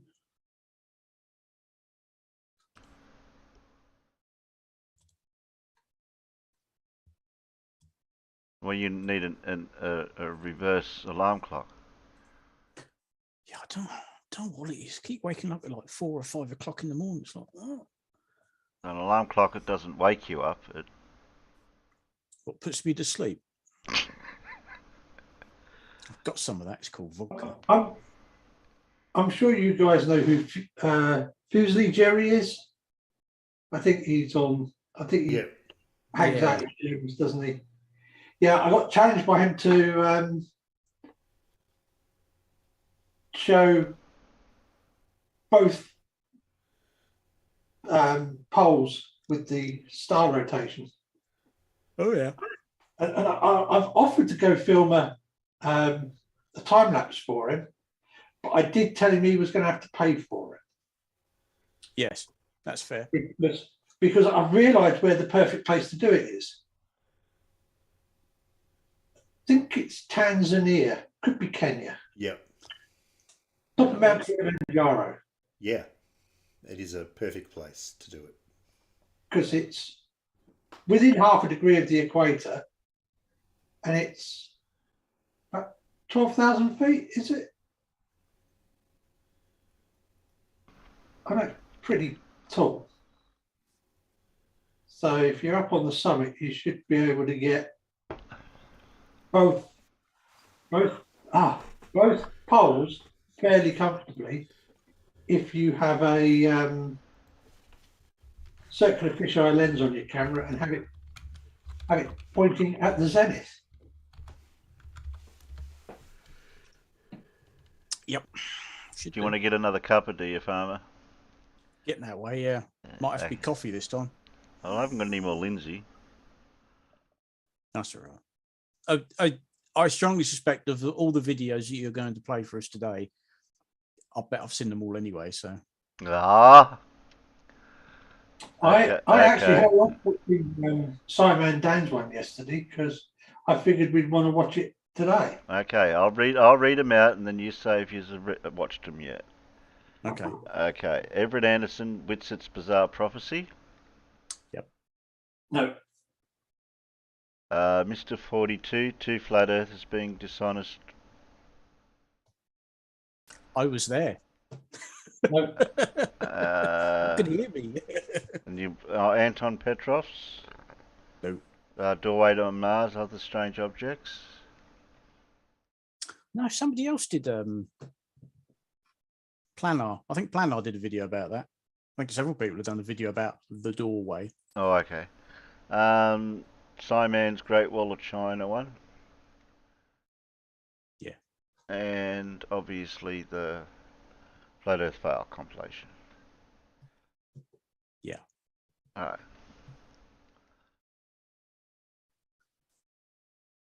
I tend to watch all these over breakfast. Sorry, I talked over you, Farmer. No, I was just saying, these things come up, and I tend to watch them whilst I'm having my breakfast before I come up here and get on with stuff. You listen to it or you watch it? No, I watch them. I have a Okay. laptop downstairs in the kitchen. Alan, I think you'd need to do some acclimatisation if you went there. It's 19,380 feet. Blimey. That's up there. Bloody hell. Tallest freestanding mountain in the world. No, certainly never done a mountain that big. Bloody hell. As opposed to a non-freestanding mountain. You're muted, Alan. Like Everest is part of a mountain range, Terry. Ah. Yeah. Kilimanjaro is just out there all by itself. Will somebody mute Alan? Yeah, Alan's muted. You muted Alan. Was I muted? Yeah, he's not Yeah, muted. you were. I wasn't. Well, I didn't think I was, but I might have been. You were. I was playing with potato. I must have got it. This is what you get for playing with your potato live on air. Yeah, I know. I got a banana and I don't play with my banana anymore. I broke it. I must remember next time I go shopping to get some potatoes. Yeah. Just so I can sit and go, oh, sorry, I'm just playing with my potato. Yeah. Of course, my biggest problem with Mount Kilimanjaro, which of course is it an extinct volcano or is it a dormant volcano? Dormant, I thought it was. Dormant, I think, but I could be wrong.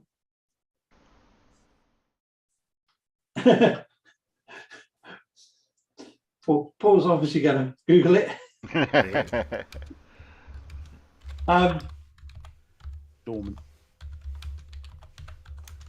That's a 50-50 chance of getting that right. Already got the Wikipedia page open. It's a long time ago. Between 150,000 and 200,000 years ago. Yeah, that is. That's probably dormant. That's probably I'm having another 5 minutes.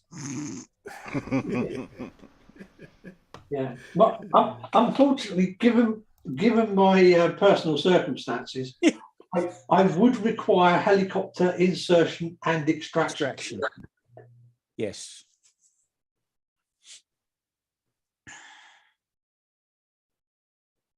Yeah, in Wikipedia, they do actually classify it as a dormant volcano. Yeah.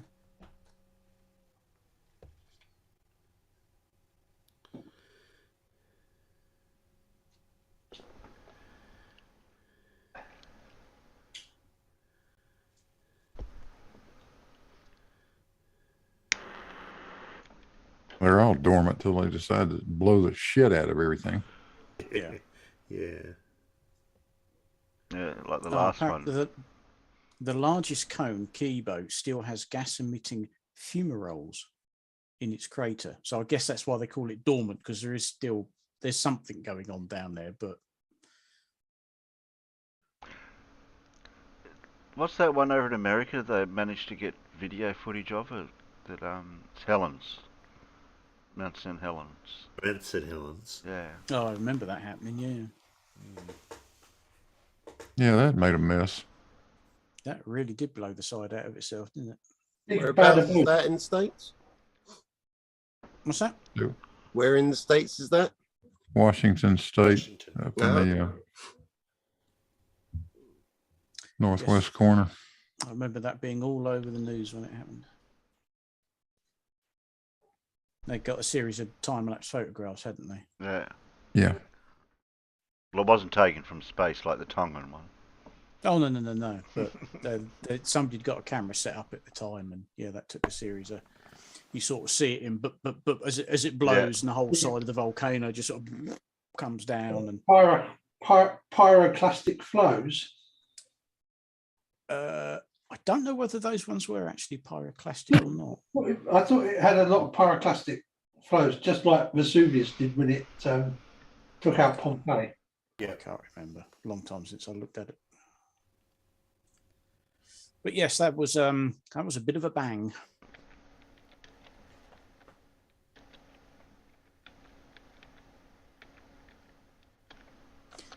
See, Clive Wells is quoting a certain song.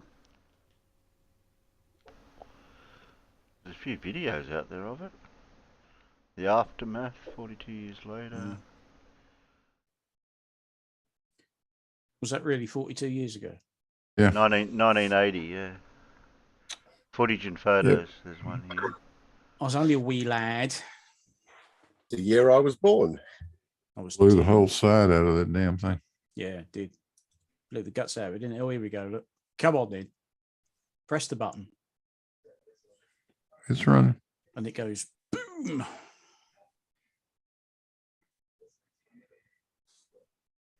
You don't need sound.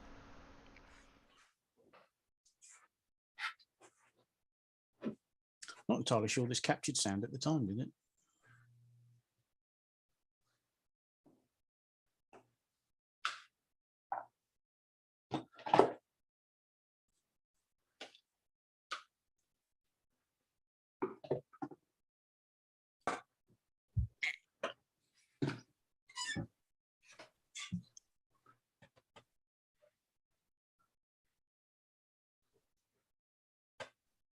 Is Washington State northwest in USA? Yeah. Yeah.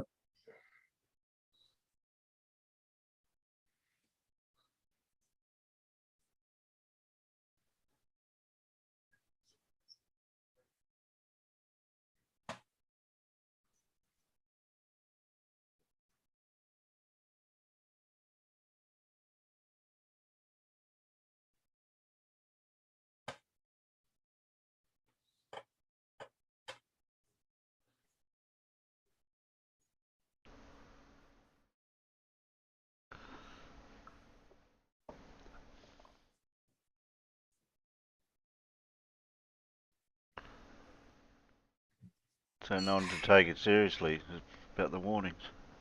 Hmm.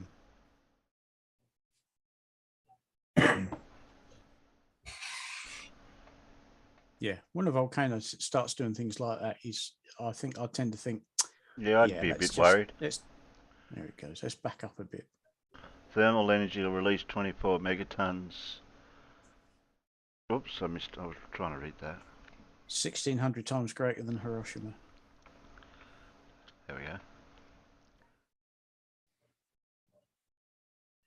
Wow.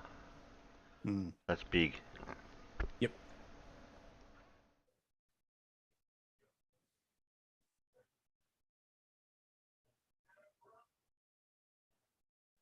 Blew the whole side of the mountain away. Yeah.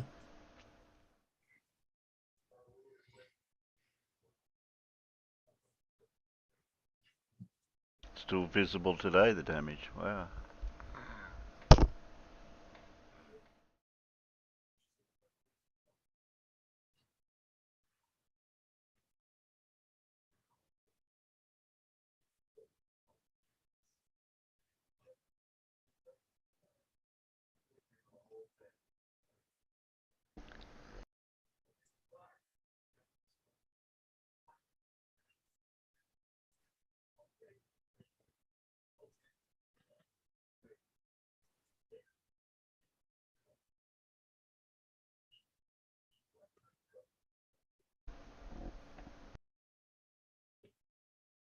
Glober Mum's aunt lived in eastern Washington when it happened, and where she lived was inundated with ash. Ash got far down as northern California. It's quite distant.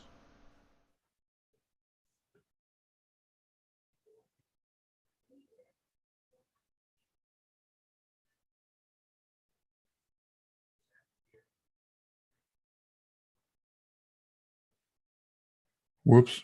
Yep. Oh, there's a bridge there.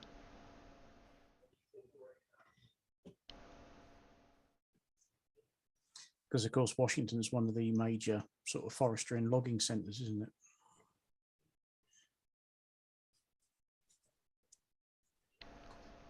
Lots and lots of trees.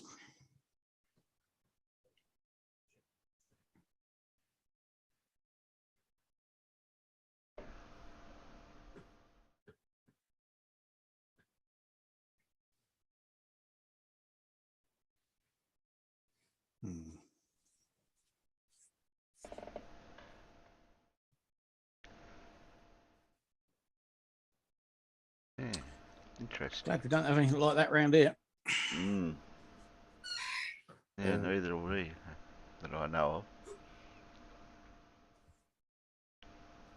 Well, the closest one to us was that Tongan one. But... Yeah. Oh, excuse me. Keeping you up, farmers? I keep waking up too bloody early.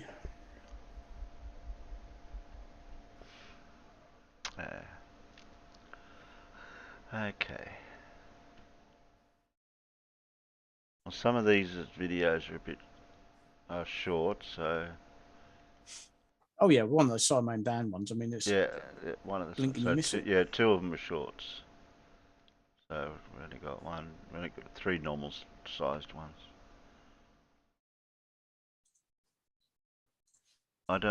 Zebulon said, I don't want to be around when the Yellowstone caldera blows. Yellowstone National Anyone Park. wants to be around when that goes. That's basically one big volcano. Wow. 100 and something miles across that caldera as well, isn't it? Yeah. And they can work out historically when it's erupted before, and they do think that we're long overdue the next one, if there's any sort of regularity to it.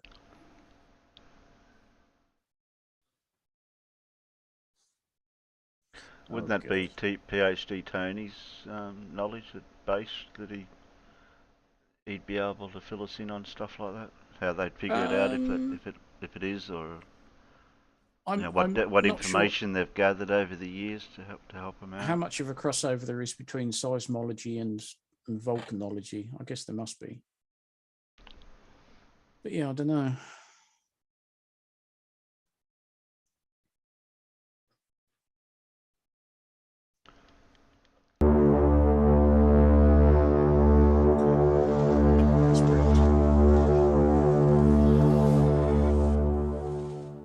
With it. Curve. Why don't you talk about something that you know about? Okay, Teach I know us all about Oh, look, I was there. What will the sun worship entail? Tell me what to be on the lookout for.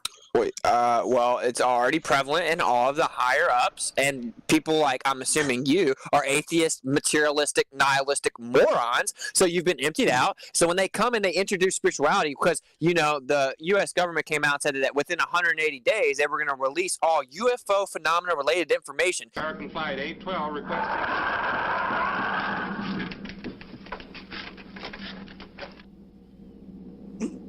That ends June 1st. Do they have to present it to the Pentagon? Sun worship, Jay.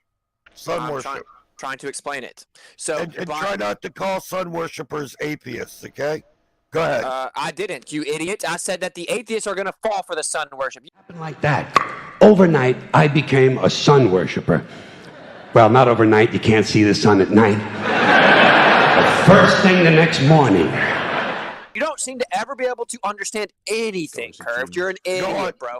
Tell me what this sun worship looks like. I'm trying to, but you're just too eager with your arrogance and ignorance. Get there. Okay, well, if you don't interrupt me for 10 consecutive seconds, we'd be a lot better off. So they are going to release the information by June 1st. They have admitted this, okay? So the UFO deception is coming. They're going to come and tell you all about UFOs by June 1st. And then whenever they start to acknowledge, reluctantly, this metaphysical presence in the sky, okay, and they tell you they came from intergalactic travel, whatever they tell you, then all the atheists are going to be like, oh, wow, there is something outside of the material world. This is a story. And a good one. Yeah. And they're going to eat it up, just like you, Curve. You're going to eat it up, buddy. You're going to be like, I don't see the tell me more, government. The connection is they've emptied you out with nihilism by telling you the Earth's about spinning. That's not the connection. Sun worship? Yeah, the sun connection worship. Of sun worship with these metaphysical alien entities. beings and metaphysical. Yeah. Trust me, we get it. You don't understand it. You're going to fall for the deception. We get it. So the connection. No, I'm not falling for your deception. You're telling me that alien beings. Excuse me. You're telling me that alien beings are outside of physical reality. Therefore, I'm falling for metaphysical, and that means I'm going to worship the sun. Yeah, because you don't let me finish. Get out of here, you clown show. Come up with a better story, bro. The metaphysical entities are going to tell you about the sun. You moron. But your governments of Earth refused even to accept our existence. Even though you've seen us, heard our messages, you still refuse to accept us. How have you not put that together yet under the premise, bro? When all this going to... Well, what are they going to tell us about the sun? That the sun is the life-giving force of everything. It isn't physical. We've been wrong as humans when we tried to explain what the sun is, right? And then they're going to tell us what it really is, and that they've been here since the beginning, just like all the other ancient civilizations, which, by the way, were more advanced, were all sun worshippers. Metaphysical entities, Witsit. Exactly. Yeah, these quote-unquote aliens are about to reveal to everyone. That's funny to you, even though the U.S. government just came out and admitted they're going to admit it. Do you keep up with the sun anything? really is?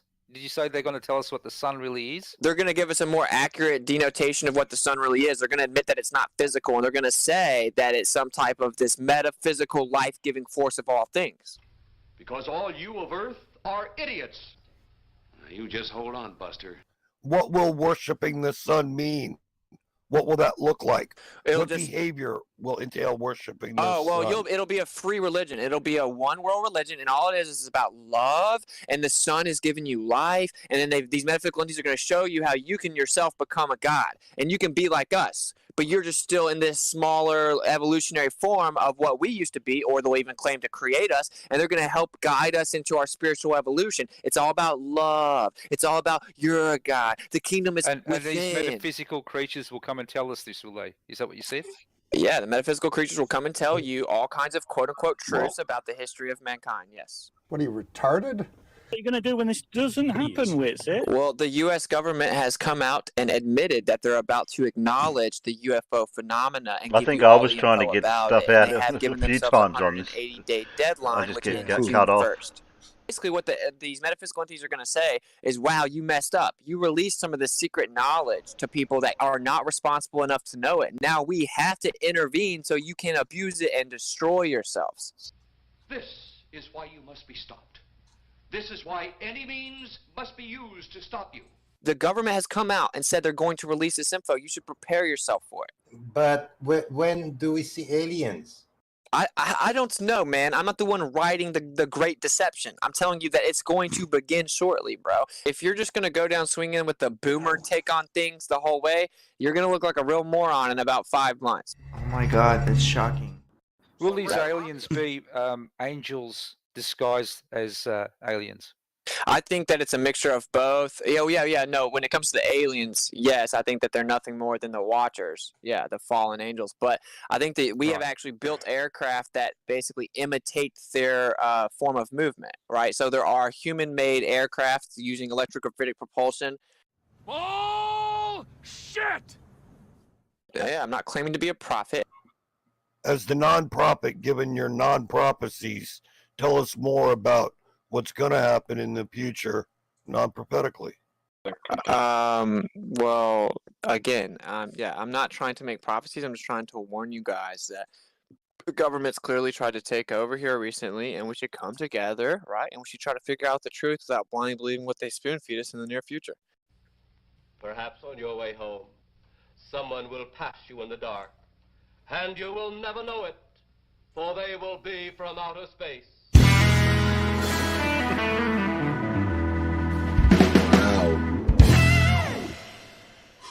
Completely off his rocker.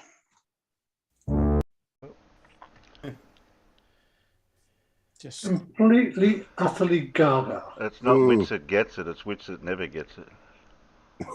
It's Witsit. Witsit lost it. Yeah, he's oh my god. Yeah, it's just these aliens are going to be angels. Yeah, righto. Right. I can't even remember what I was trying First to thing the aliens are going to say when they get here is, look, we have no affiliation with this moron. Just stop associating us with Witsit. Yeah. Fucking hell. I can't even remember what I was trying to butt in with on that one. Oh, sorry. And I kept lighting up because I was trying to find the right gap to say something. And what, with Witsit? Yeah, good luck on that. Yeah. Okay. I fixed Mr. 42's over in Shield Your Shitties. He wasn't getting shilled for some reason, so I had to reset the thing for it, so he was able to get shilled again now. So I was wondering where his videos weren't showing up. But they're back. What's this one? This one goes for 15 minutes. I don't know if I can put it up to higher speed, but we'll see how it goes. Yeah.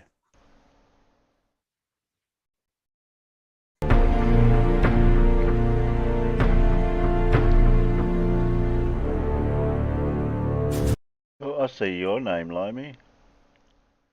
Yep. Anyone else we know there? Dora? Jasper, Judy Bassett, Jeff C. Oh, I'm only looking for people that are in my YouTube or in the peanut gallery. I don't know. play. I don't know the other people. Judy Bassett comes in the side chat here. Yeah. Judy does. Yeah. Ex-Penguin 95 does sometimes. Good day, gentle people. It's your favorite. Oops, hang on. Good day, gentle people. It's your favorite Mr. 482, and this time with a shirt. Welcome back to the channel. Before I continue, I would like to thank the latest channel member, Dr. Nimrod, or as he would like to be called, Pope of Bacon. Thank you very much for your support. Today we're gonna check out the dishonesty of some flurfs, and we're gonna start off with Gary Rybenga.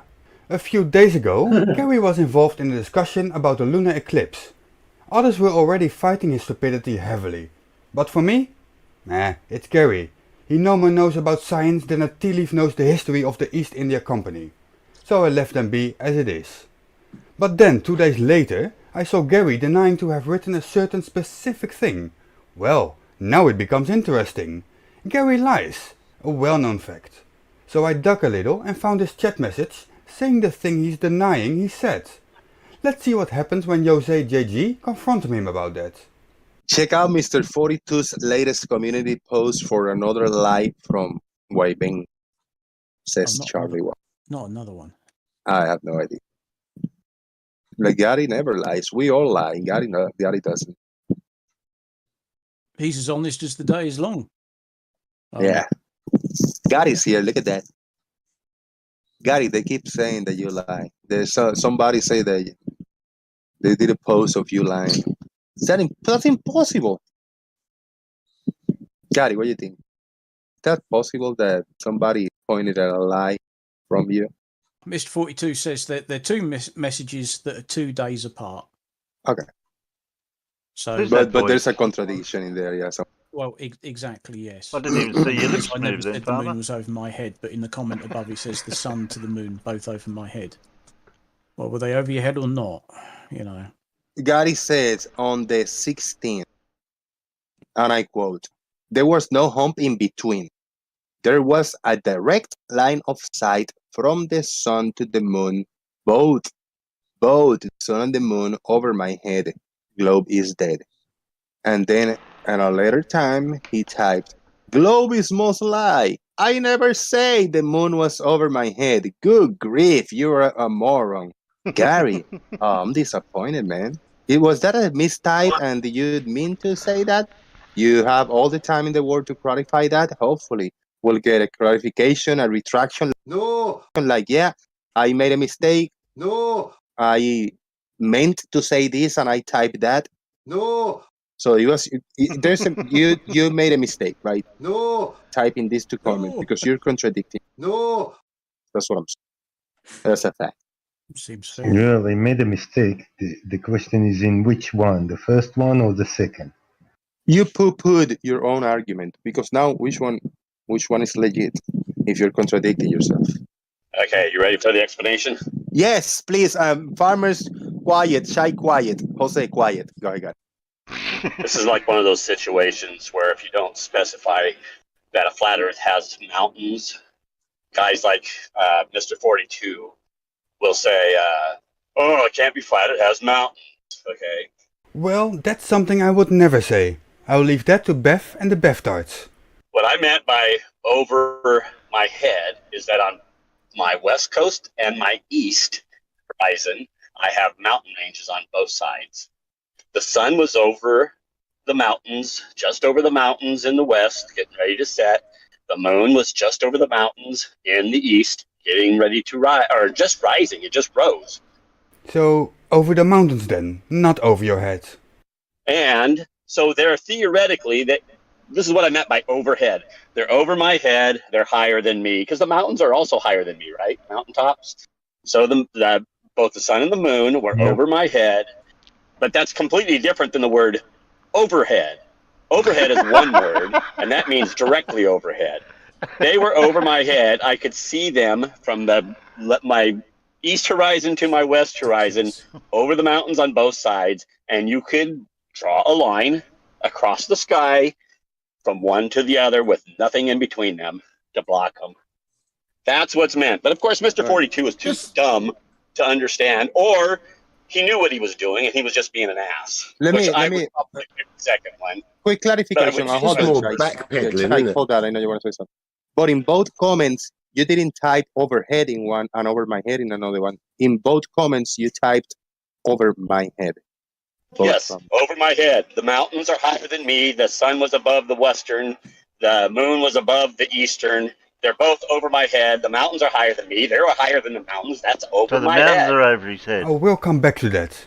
And I could see them. Higher than me on both sides. You could draw a line from one to the other in the sky. You want me to read this? One word, which means directly overhead, like a sub-solar or sub-lunar, which I never said. And in all my arguments, let me finish, because you're being an ass just like the rest of the guys. They just completely either totally just made a big deal over nothing because they wanted to, or they're stupid. I don't know which one. There's no they're either mountains just being mentioned asses here. or they're dumb. That's the two choices. There's no mountains mentioned in this comment, and I quote. I want to quote this. I didn't have to. He took one quote out of the argument. I want to quote this comment. There was no hump in between. There was a direct line of sight from the sun to the moon, both over my head. Globe is dead. Unquote. Yes, because they're both above the mountains on the west and the east. Higher than me, which is over my head, and there's nothing in between So them. the mountains are you can over draw his a head. straight line across the sky from one to the other. There's no according to him, yeah. This is very simple. I don't know why you guys are that dumb. The second I thought comment you is, guys were dumb, but I haven't realized how dumb you guys actually are. hey, the second comment is a lot shorter, and I want to quote. I want to read it. Globe is most lie. I never say the moon was over my head. Good grief, you are a moron. Unquote. I never said it was overhead, like as in I'm at the sub-lunar point or the Said sub-solar over my head. Never That's said what over overhead, my which head is one means. word. But they're Over my head. You say over my head. Overhead, over my head means the same thing. To my west and to my east. Elevated angle that ends up over my head to them, and you could draw a line straight across Ends up over his because there head. was no big hump or berth in between them. So were the sun and the moon over your head? The sun and the moon were both over You know your what, head? Jose? Screw you. You're being an ass right now. And you shut up, farmers. You didn't And- say anything. I got one question That's for right, Gary. unmute yourself. Gary, was the sun and the moon over your head? Oh, he left. Damn. Before he could answer Ozzie the left. question. He know he's fucked. He never answered that question. He's I don't know for what, for why. I mean, I don't know why. Oh, I'm you know sorry, why. but there is a general understanding when you say something is over your head, that doesn't mean, oh, it's actually higher in elevation than my head. Well, of course it fucking is. So with the mountains. Doesn't mean to say it's over your head. That's just ridiculous. If he was trying to clear Who said his that? name for some reason, I mean, he just was unable to do it. He just rage quit. It's so simple. The point, it was so simple. He could say a yes or no, and then I could be giving all the time in the world to explain. He attempted to explain it first, but I really couldn't catch an answer. He squirmed out of that explanation by not answering that simple question, was the sun over his head? The sun and the moon. He just didn't answer. Of course he was angry and rage quit. He got caught in a lie again and you didn't let him wiggle out of it. Well done, Jose. Where's Mr. 42? Mr. 42, you could join Discord for a minute. You summoned me? Tell us why do you think that there was necessary to point at, and I understand why now. Hello, Jose. Mr. 42!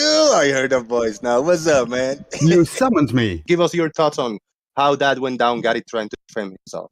But it is usual twisting and denying, and you know what he does. Yeah. And that is also the reason why I wanted to point it out in the first place. What do you consider? Let me ask you, right?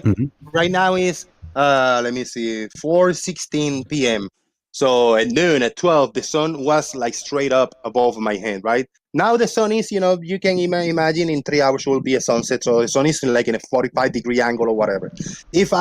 What will be the best way to say about the sun? Is it overhead or over my head right now for me? Neither? So do you think in both comments it was just not correct? Because if it was so close to sunrise, it was close after sunrise or a little before sunset or moonrise or moonset. It was neither overhead nor over his head. He could have used another term then. Yeah, well, that's not really the point. If the thing is, with his first comment, he might have said something wrong. I know he often uses voice to text, and maybe it's translated wrong there. It can happen. But when someone is pointing it out, don't deny that you wrote that before, that you said that before. That is the whole point. Just explain that something was misinterpreted or something, but don't deny what is literally there. That doesn't happen. But of course, Gary's never wrong. So everyone else is wrong. Not Gary. I just put the camera up for a minute, Mr. 42, to give yourself and the little one a shout out. I put your camera up for the audience for a few seconds so we can see you, give you a shout out, and the little one also a shout out. Right. And for people who don't know me, you can subscribe at mr42.yt. Now it becomes a little bit more interesting. Gary came back, while I'm still there. I never contradicted myself, and I made a diagram for you. I'm not going to explain it to you anymore because you are too dumb to understand unless you look at it. Drew an angle from my eyes, either the hills or the mountains on either side. They're both not over to refer to things that are at an upper or higher level. So it's wrong what you did. And this is from the dictionary. No, it's not wrong what I did. Just like I have another picture I just took a little while ago of the flag. I wasn't directly under it. You want to go against the dictionary. That's fine. You You think you know better than a dictionary. That is what you're doing. I'm what? You think you're better or smarter than a dictionary. That is what you're doing right now. I'm smarter than you. I know what overhead is a single word. Overhead. We are not talking about overhead. That is a straw man, so fuck off with that word. We are not talking about that. You're just John dumb, and now you know you got caught in your skin. We are not talking about overhead. That is something that you just come up with.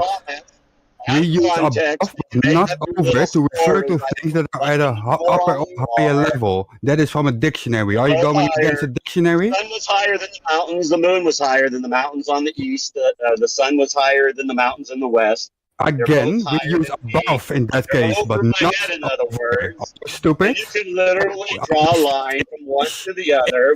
Fuck it, you know it. Calm down, Mr. 42. No, I'm sorry you got caught in your bullshit. Hey, English, do you know it? Do you speak English? We use above, but not over, to refer to things that are at an upper or higher level. That is dictionary. That is a definition that you go against. Do you think you're smarter than a dictionary? It's over me. If something's above me, it's over me. If something's over my overhead, it means it's directly over my head. From the dictionary. Why are you going against a dictionary? Are you that thick? Are you that thick-headed? Are you that stupid? Look at the dictionary at the word overhead. You so they can be on a floor above you. It doesn't mean they're over your head. They were both over. They're above me. That means they're over my head. Over your head. They could be on another building a mile away and still be above you. You know what I mean? That's it. Let's to the to keep from saying something is over my head. If it's not, if I get used to the word overhead. The top of Mount Everest is above you, but it's not over your head. Yeah. When over Gary's head. I'd say every bit of this is over Gary's head. Yeah, that's true. I'm afraid Blue is right. It all goes over Gary's head. That's quite enough, Gary, for one day, don't you think? I have one more video, and I promise it will not be that long. And here's the dishonesty of Level Earth Observer. I pinned the comment asking for globe scientific demonstrations. And unfortunately for the globe side, I see lots of friendly, familiar faces in here. Nice to see everyone. I haven't caught up with all these comments, but most of them. But what we're not seeing is any scientific demonstrations whatsoever. Let me get this straight, Adam. You ban everyone from your channel who doesn't agree with you. Then you ask for people who don't agree with you to reply to your pinned comment, and now you're gonna claim victory because you didn't receive any reply from those people you banned. You are a dishonest prick, and that's nothing new. Even the globe believers now are showing you how absurd the globe is. Alright, they're not saying it out loud, but their actions are non-citation of any kind of real science. kind of prove and show how silly it is. Oh, fuck off, Adam. You don't allow anyone to quote any citations. You ban them, you delete those comments. And you're the one who never cite any citation whatsoever. Because there are none. I don't even know what to do. Yeah, that is well known. No man or woman in their right mind would give up scientific demonstrations in favor of something that doesn't have scientific demonstrations, just a story or a cartoon. So, to your own admissions, you're not in the right mind. Okay, taken. And that's it for today. I hope you enjoyed the video. Please like and subscribe if you haven't done so already, and check the description for more information.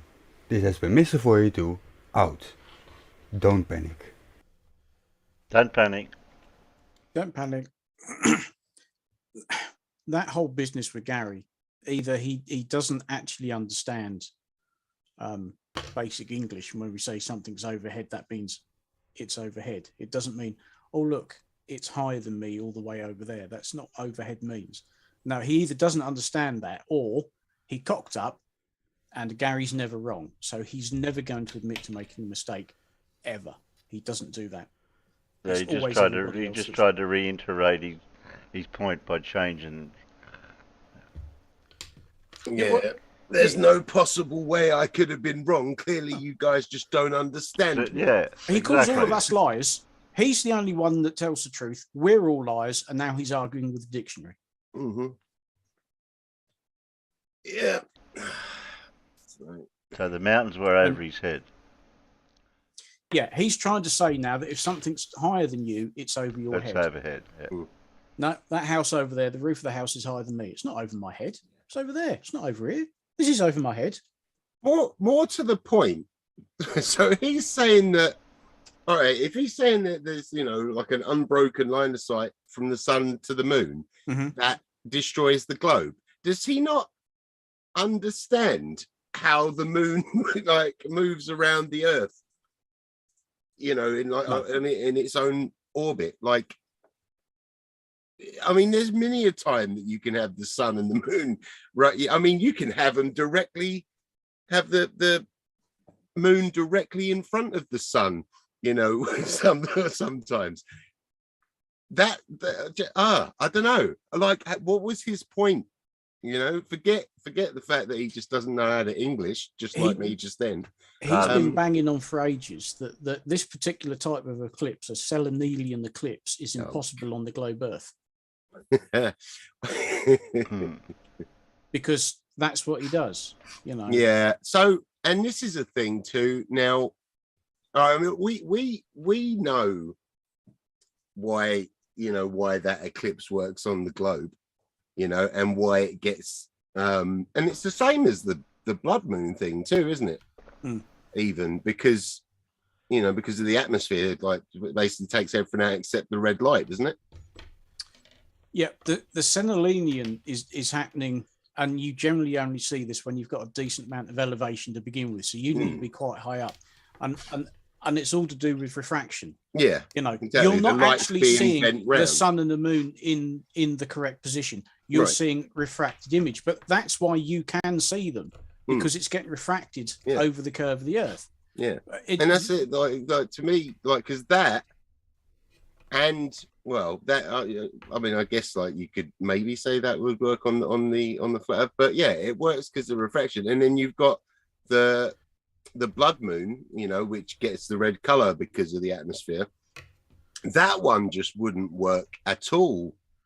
No way you could make it on a flat Earth, is it? Because there's so many times we can see them both together. The light shining off of the moon, and obviously it's not red.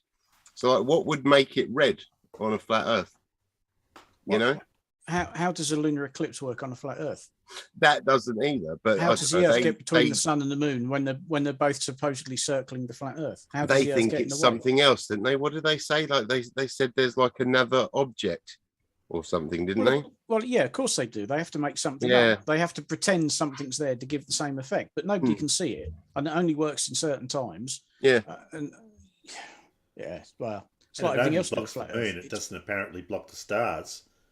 That's right. Yeah, it blocks. It'll block the sun out, but it won't block the stars out. Because if there was something else up there that was totally black, we'd see it, occluding the stars. Yeah, yeah. but somehow that doesn't happen. But you still get a full eclipse somehow. It's all bollocks. That's what they have to do. They have to make stuff up because That's it. They can't explain it.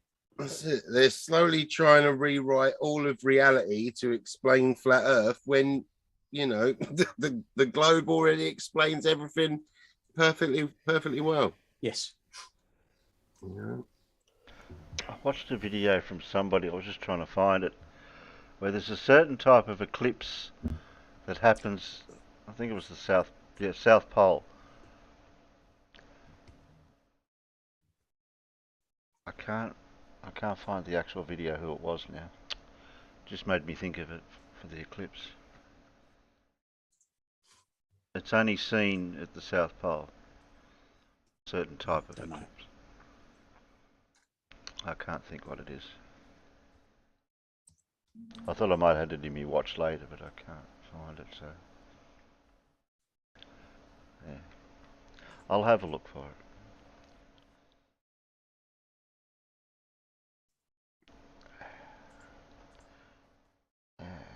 What have we got left? Anton. Hello, wonderful person. I won't be able to look for it while we play this, that's the only problem.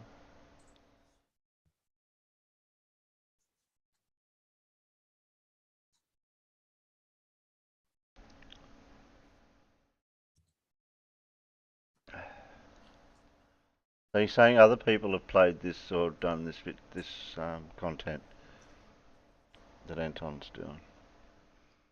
Yeah, I think somebody did it the other day. Planner Walk, I think, covered it. I think it was him. Somebody else has, but yeah. Okay. But anyway. Not this one. This one. Then there was another face on Mars. This time it appeared to be Gandhi. Yeah, this Gandhi. And then there was this. Some sort of a dude walking across Mars. And now we have something entirely different. We have what appears to be a doorway on Mars. What is going on? Hello wonderful person, this is Anton, and today we're going to be talking a little bit more about all of the stuff that we've been finding on Mars over the past few years. Although it's really more of a psychological exploration than it is of actual things. Pareidolia, basically. But more specifically, we're going to discuss this doorway on Mars, how it was most likely produced, and discuss some of the other really unusual, really weird, really strange objects and things and shapes discovered on Mars in the last few decades. Starting, of course, with that first face, the iconic face on Mars, that was even featured in the episode of The X-Files. And if you've been following the story long enough, you know that, well, first of all, there is no face. Here's what the high-resolution image of all of this looks like. And though it does have some facial features here and there, the three-dimensional reconstruction of all of this determined that it's actually a somewhat interesting geological structure. But seeing faces in a lot of different objects and a lot of different types of features, such as for example right here, face of a Mickey Mouse, is known as pareidolia, a concept that refers to seeing actual shapes or actual objects in something that is not an actual shape or an object. Such as for example seeing the smiley face in this, which just happens to be the backside of a military jet. And naturally, seeing faces, recognizing faces, or trying to understand what these faces try to portray to us is part of the natural survival for the human species, with pareidolia being a very important natural adaptation for a very social species like us. But object recognition and facial recognition takes a relatively large part of our brain, specifically the occipital lobe, in order to function properly. And it's actually known that a damage to this area can often lead to a lot of different disorders where people are unable to recognize objects or faces.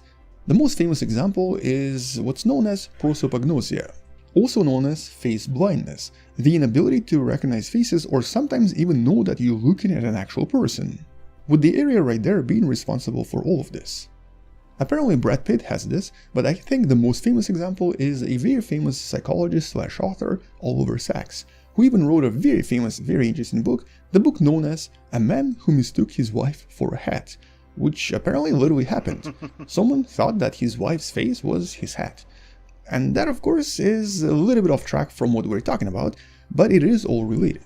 Our brains are extremely good at recognizing objects and even trying to make objects out of something that is not an object. Such as this little dude right here, which, when examined closer, turned out to be a rock that was just shaped in a very different way. Same thing with the face right here, and the same for the picture of Gandhi's profile. But what about this doorway here? Well, once again, this is a type of pareidolia. We're seeing a human object, a doorway, in something that is naturally occurring and something that is produced geologically. Something that we have a pretty solid explanation for. By the way, the picture itself is available in the description below. And in order to figure this out, let's take a look at this beautiful panorama created by Neville Thompson using the data and all of the images collected by NASA. The doorway is somewhere right there. You can actually zoom into it and try to take a look at it in a little bit more detail. You'll notice that as you zoom in, things start to appear that you weren't really seeing before. Specifically, well, it's not a doorway, it seems to be just a large crack. In other words, nothing here is going anywhere. And second of all, the edges are not as straight as they looked from a distance. So, alien door, it is not. But what is it, and how was it created? By the way, this image was taken only on May 7th of 2022, and it's taken with the camera known as Mastcam. Well, the solution to this problem lies right next to it. Okay, maybe it's a little bit more difficult to see, but here we go. Notice something right next to it? Well, this rock, if you were to pick it up, would most likely fit inside this. With this by itself being approximately 3 feet long or about 1 meter in height, and that just happens to fit right here. With the answer being erosion. All of this was most likely caused by erosion, and the more detailed answer being available once we once again zoom into the doorway itself. Although I keep calling it doorway, it's not. It's just a, I guess, hallway. No, that's also a bad name. It's a natural hole produced by erosion. So here, if we were to zoom in again, we'll start seeing what's known as strata, different layers inside the rock. And it also appears to be silt beds, something made out of relatively hard sand. With all of this very likely being sediments deposited when Mars was still liquid. Basically liquid ocean or liquid sea deposits. Although it could also be just a river as well. And since then, for billions of years, all of this was slowly degraded by the thin Martian atmosphere, eroding different layers, exposing them to the surface, eventually causing different layers to become exposed, with all of this at some point becoming relatively unstable, and the gravity causing the chunk right here to crack open and to fall. Although it's quite likely that there might have been also an earthquake involved, which we know happened on Mars, with one of the recent ones detected and explored in one of the previous videos right there, or in the description. As a matter of fact, there is a possibility that the recent Mars quake that was approximately 5.0 on Richter scale could have produced this to begin with, especially because the erosion levels on the inside are not as high as on the outside, suggesting that this is a more recent development and something that didn't happen too long ago, although exactly when we don't really know. And the thing is, if you look around this image, you'll discover some other relatively straight lines, and specifically relatively straight cracks, which at least in theory can also produce other doorways as well. There's another one right here. No aliens involved, nothing unusual. Moreover, you can see quite a lot of signs of erosion that happened over billions of years, pretty much across this entire area, with quite a lot of large rocks present in other regions as well, which also were very likely produced in a relatively similar manner. Here's actually another one that seems to have produced some kind of a triangular structure as well. Once again with a lot of vertical cracks and even horizontal cracks, which are more or less straight. So basically these fractures are absolutely natural. Moreover, similar structures exist on Earth and have been detected in a lot of different places on the planet. As a matter of fact, if you just Google unusual rock structure on Earth, you'll find like hundreds of them. But honestly, the most famous one, and I guess my favorite one, the one that's led to even almost like a religious cult, is the iconic structure known as Al-Nasla, the very strange rock with a very straight line right in the middle. All of this located in Saudi Arabia. And strangely enough, it's still not entirely clear how exactly this was produced, but it's very likely because of, once again, corrosion and also periodic rain, with most likely some kind of a sandy deposit present between the rocks, which eventually turn into this relatively straight line. But as you can imagine, people tend to explain this as some kind of an alien laser, or maybe some other laser from somewhere else. Anyway, we know that this is natural and it's been studied for many years. But to scientists, finding these strange formations on Mars and actually studying them in detail helps them figure out what sort of geological processes Mars as a planet has gone through in the last few billions of years. And so by using various rovers and by looking at all of these formations, it becomes possible to reconstruct the history of the planet. And as you can imagine, quite a lot of different unusual formations have been found in the past, with some of them potentially only existing on Mars and nowhere else, with many of them eventually leading to, once again, pareidolia. Even from some really iconic people that are generally considered to be ridiculously smart.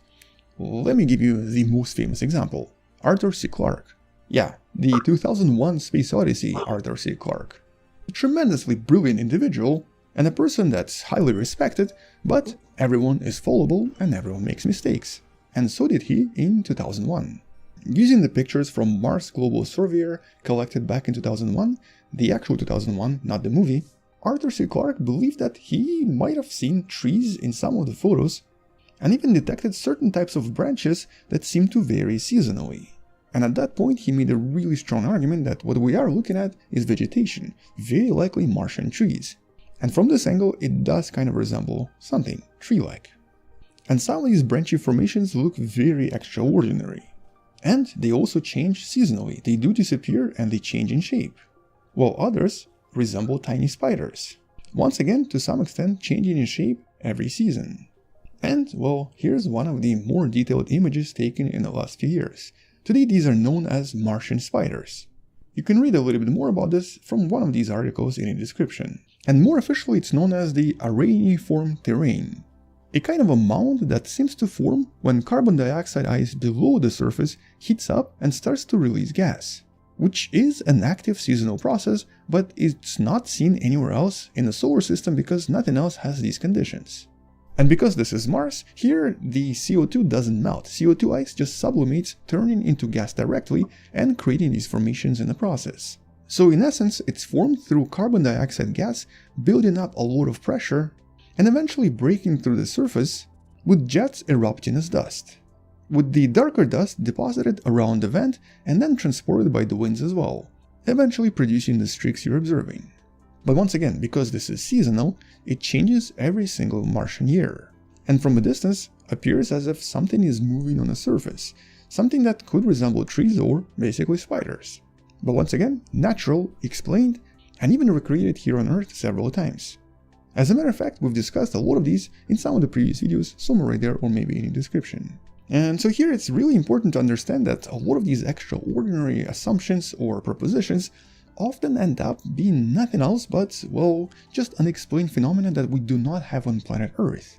You might want to explore this other video I made on the so-called Martian blueberries, which were suggested to be mushrooms, where we've discussed this in more detail, and I've even showed you examples from planet Earth where we have very similar formations, and they're not mushrooms or blueberries, they're just rocks. And that's the thing about Mars. It has very different geology to planet Earth, so we expect to find different types of weird rocks, or unusual shapes that we don't see anywhere else and might even resemble objects we're used to, hearts, angels, weird bone-like structures, but none of them are. All of these are just unusual rocks, or other peculiar geological structures because of the interaction of CO2 and because of the seasonal changes on the planet. And I think this is a perfect example of how this works on Mars. 9 years apart, the image looks relatively different and shows us how Mars can actually change quite a lot, with a lot of surface features changing in the process. In this case, the changes were entirely due to the melting of the ice on the surface. But in other cases, it's really due to unusual dune formations or different types of structures which simply don't exist on Earth because the Martian atmosphere is much thinner, and so the erosion here works a little bit differently. As a matter of fact, here's a real good example of how different and strange Mars is compared to our own planet. These dune-like formations are actually formed by very neat piles of what seems to be rocks. And they might have been formed through the so-called freeze and thaw cycle, where with every single season, the rocks were slowly moved into tighter and tighter shapes by the ice around them and eventually produced what you're seeing here. And it becomes a little bit more obvious once you zoom into the picture and explore some of the rocky formations. Now, I guess it's still kind of hard to see, but that's what the scientists got out of this picture. And some formations are truly unique, We definitely don't see anything like this on Earth. Today the scientists are not entirely sure what this is caused by, but they think it's maybe dry ice sliding down these sandy dunes. Although initially it was even proposed that this could be signs of maybe liquid water, but then it was disproven pretty quickly. And so when it comes to mysterious, unusual objects, Mars definitely has a lot to offer. But we always have to remember about pareidolia. We have to remember that what we're seeing is probably not what we're seeing. As a matter of fact, in the past, most of the first explanations for various phenomena have been proven incorrect once the additional observations have been provided. And though a lot of these explanations ended up to be mundane, many of them helped us realize Mars is just very different. But because we're human and because we tend to explain mundane things with extraordinary explanations, which also is a psychological thing, which we'll probably talk about in some of the future videos, this unusual formation instantly became the so-called alien doorway. But doorway it is not. Well, on that note, you can as always find all of the links in the description below, and you can also explore the picture by yourself by using one of the links. Once we discover more unusual stuff on Mars, or once we actually find something that's difficult to explain scientifically, I'll make sure to follow this up with another video. Until then, thank you for watching, subscribe, maybe share this with someone who loves learning about space and sciences, and come back tomorrow to learn something else. Support this channel on Patreon by joining a channel membership or by buying the wonderful % t-shirt you can find in the description. Stay wonderful, I'll see you tomorrow, and as always, bye bye. Bye bye. Bye bye. How did I guess pareidolia straight away when we were going to talk about that stuff? Yeah, funny that, eh? I think I know Flip Furfus have put out a few pareidolia satellite images. Well, they weren't flat earthers then if they used satellite images. Well, no.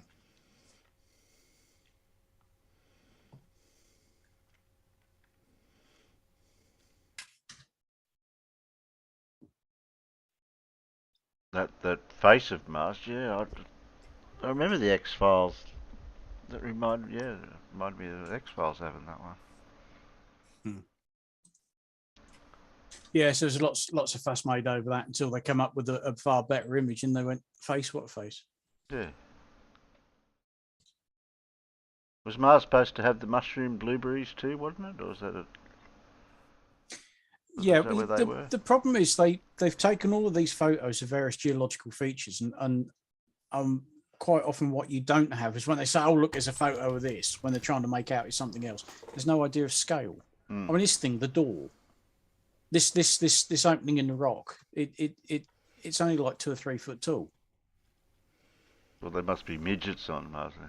Exactly, yeah, yeah. And they say, oh look at this and look at that, when they actually tell you how big it is, because you have a hell of a job judging the scale of it. Just like when they take photos of things on the moon, you've got nothing to give you an idea of scale. You know, and then these idiots can claim these things. Oh look, there's a rodent, there's a hamster, there's a person, there's a this, that, and the other. No, they're just bits of bloody stone, the rock. Yes, I don't know, you don't just have to be a flat earther to not understand perspective and all that stuff, do they? No. You know? No, like those awesome people that do the picture of them holding the Eiffel Tower and stuff. Yeah, exactly. Well, they're not really holding it. No, strange. No, not all of them. I haven't debunked every single one yet. I've been and stood under the thing. No, I couldn't pick it up. What about when somebody's putting the sun in the boot of their car? That one. Yeah. Oh yeah.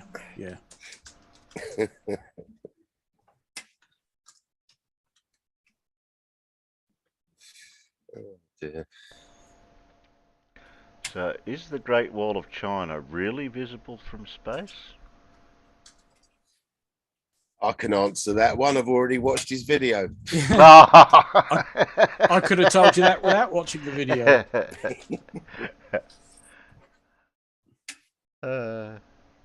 Yeah, Mars Hobbits live.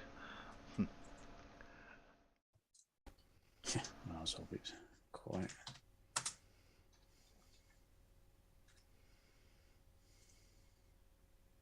Is not actually visible from space. How many times have you heard someone say, or you've read, that the Great Wall of China is the only human-made object visible from space? Well, that isn't strictly true. You see, whilst at 21,000 kilometers long, the Great Wall of China is only maximum 5 meters wide. Now that is way too thin to be seen with the naked eye from the International Space Station, let alone the moon, which is sometimes what people say. However, that is not to say that the Great Wall of China cannot be seen with a camera or a telescope. This has been done a few times from the International Space Station, but the astronauts themselves will admit they cannot see the Great Wall of China with the unaided eye. In fact, if you do want to see human-made objects with the naked eye from the ISS, then it is actually possible. Astronauts have stated that they can see long bridges crossing huge streights of water, as well, of course, as the lights that you see when they travel around the night side of the planet. So the next time someone says that the Great Wall of China is the only human object visible from space, you can put them right. I've been Simon Dan. This is a Misconception Mini, and I'll see you next time. That's a mini. Down there and over there for all the stuff. See you later. It was a very mini one, yes. There's a mini, that one.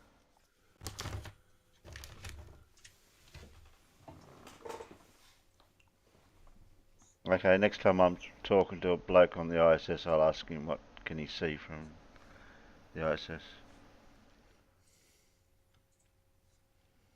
Yeah, I mean, yeah, you can see an awful lot from the ISS, but you can't see something that's just a few meters wide. But a bridge going, spanning 2 continents, yeah, that's... As long as there's no cloud. Yeah. Yeah, because I think the other urban myth was just the Great Wall of China was the only thing you could see from the moon. Yeah, right. You could make out continents.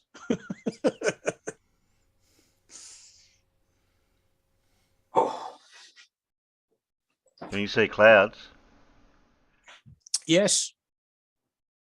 Yeah.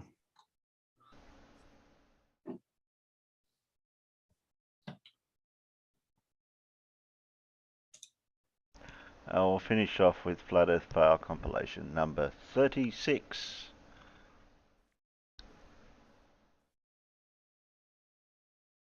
Don't you? Unless you're new here, of course. In which...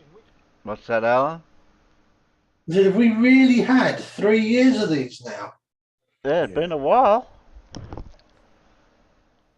Not going back to number 1 though. In which case, sit down, buckle up, grab yourself a drink and some facepalm protection, and get ready. This is Flat Earth Fail compilation 36.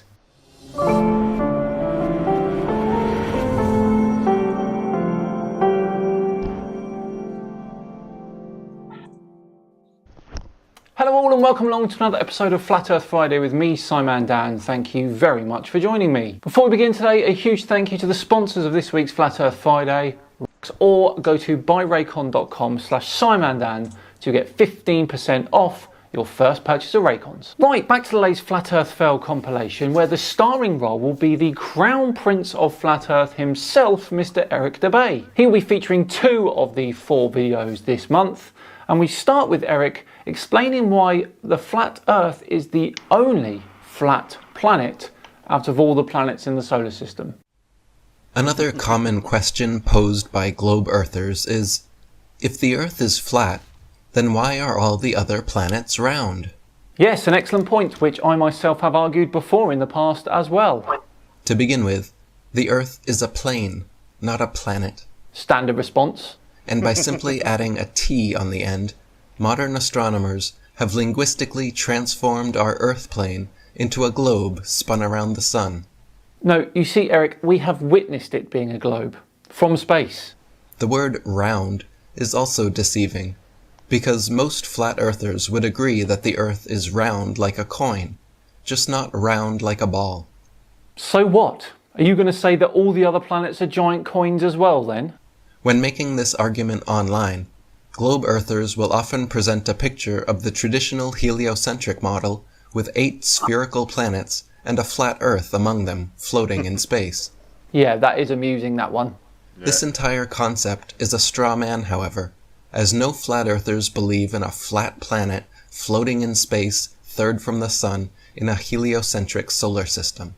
Yeah, that meme is just a bit of a joke. It highlights the absurdity of your claims. Oh, and also that thing that you've got on the screen right there just shows us all that none of you can work out a camera or how to focus it. In NASA's many CGI depictions, the planets do indeed appear spherical, but when looking at them for yourself through a telescope or super zoom camera, it is certainly contestable whether or not the planets are spherical. What's that? It's not contestable that you can't focus a camera or telescope, though, is it? Every time I have personally observed the planets, they look like small, relatively flat, round lights. Jeez, even Alan took a photo of one of the planets, didn't you, Alan? I have photographs of Venus where you can see the phase, Jupiter with the Galilean moons, and Saturn with its rings. Yeah. Yeah, but you can focus your camera. And I can focus my camera. Yeah, and I can focus the camera. That always helps. And I wasn't using a telescope even. Yeah. They look like small, relatively flat. Doesn't look like that. I should hope not. Well, not when it's in focus, no. Round lights. Oddly. That's the only F word I'll let you say. That are out of focus. And nothing like huge, spherical terra firma worlds.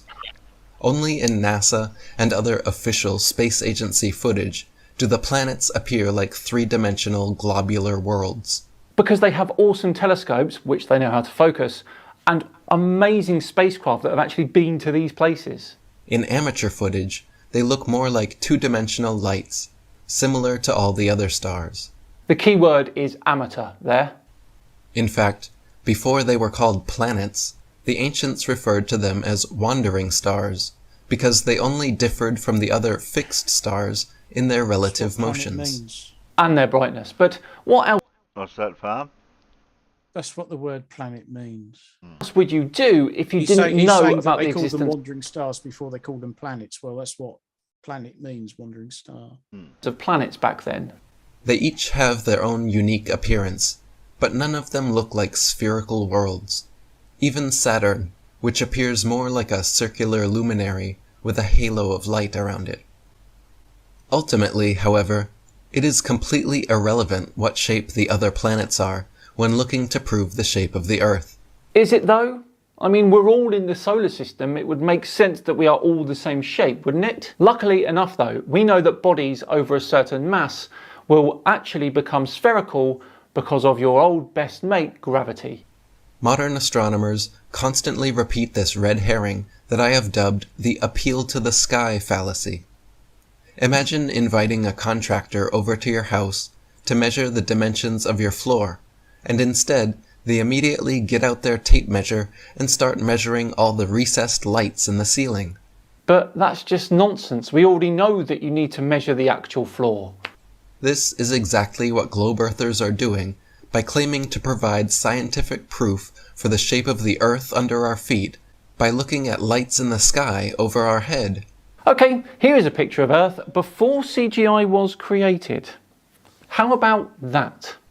Like magicians distracting you with one hand while fooling you with the other, globe apologists, when asked for empirical, measurable proof of the shape of the Earth beneath their feet, invariably, inevitably, instead, turn their noses up to the sky and start talking about the shape of things up there.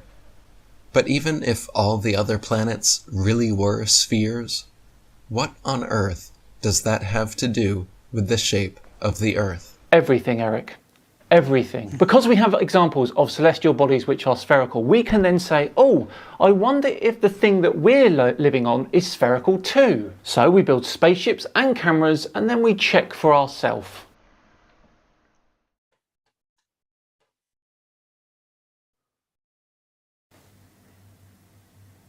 Moving on as we get to Eric's second video in this month's Flat Earth Fail compilation, and today he's asking why we don't always see Everest on a flat Earth. Should be interesting. Globe earthers often ask, if the Earth is flat, then why can't people from anywhere in the world zoom with a telescope and see Mount Everest? I mean, I've never said that, but I have said something similar. I mean, you should certainly be able to zoom into let's say, Mont Blanc from the coast of the UK, but alas, you can't do that. To begin with, this question presupposes the errant assumption that we can see indefinitely far with the use of a telescope. Well, this isn't exactly bad from Hubble, is it? Just your 7,000 light years away. So, for all intents and purposes, yes, you pretty much can. As long as the subject is big enough, of course.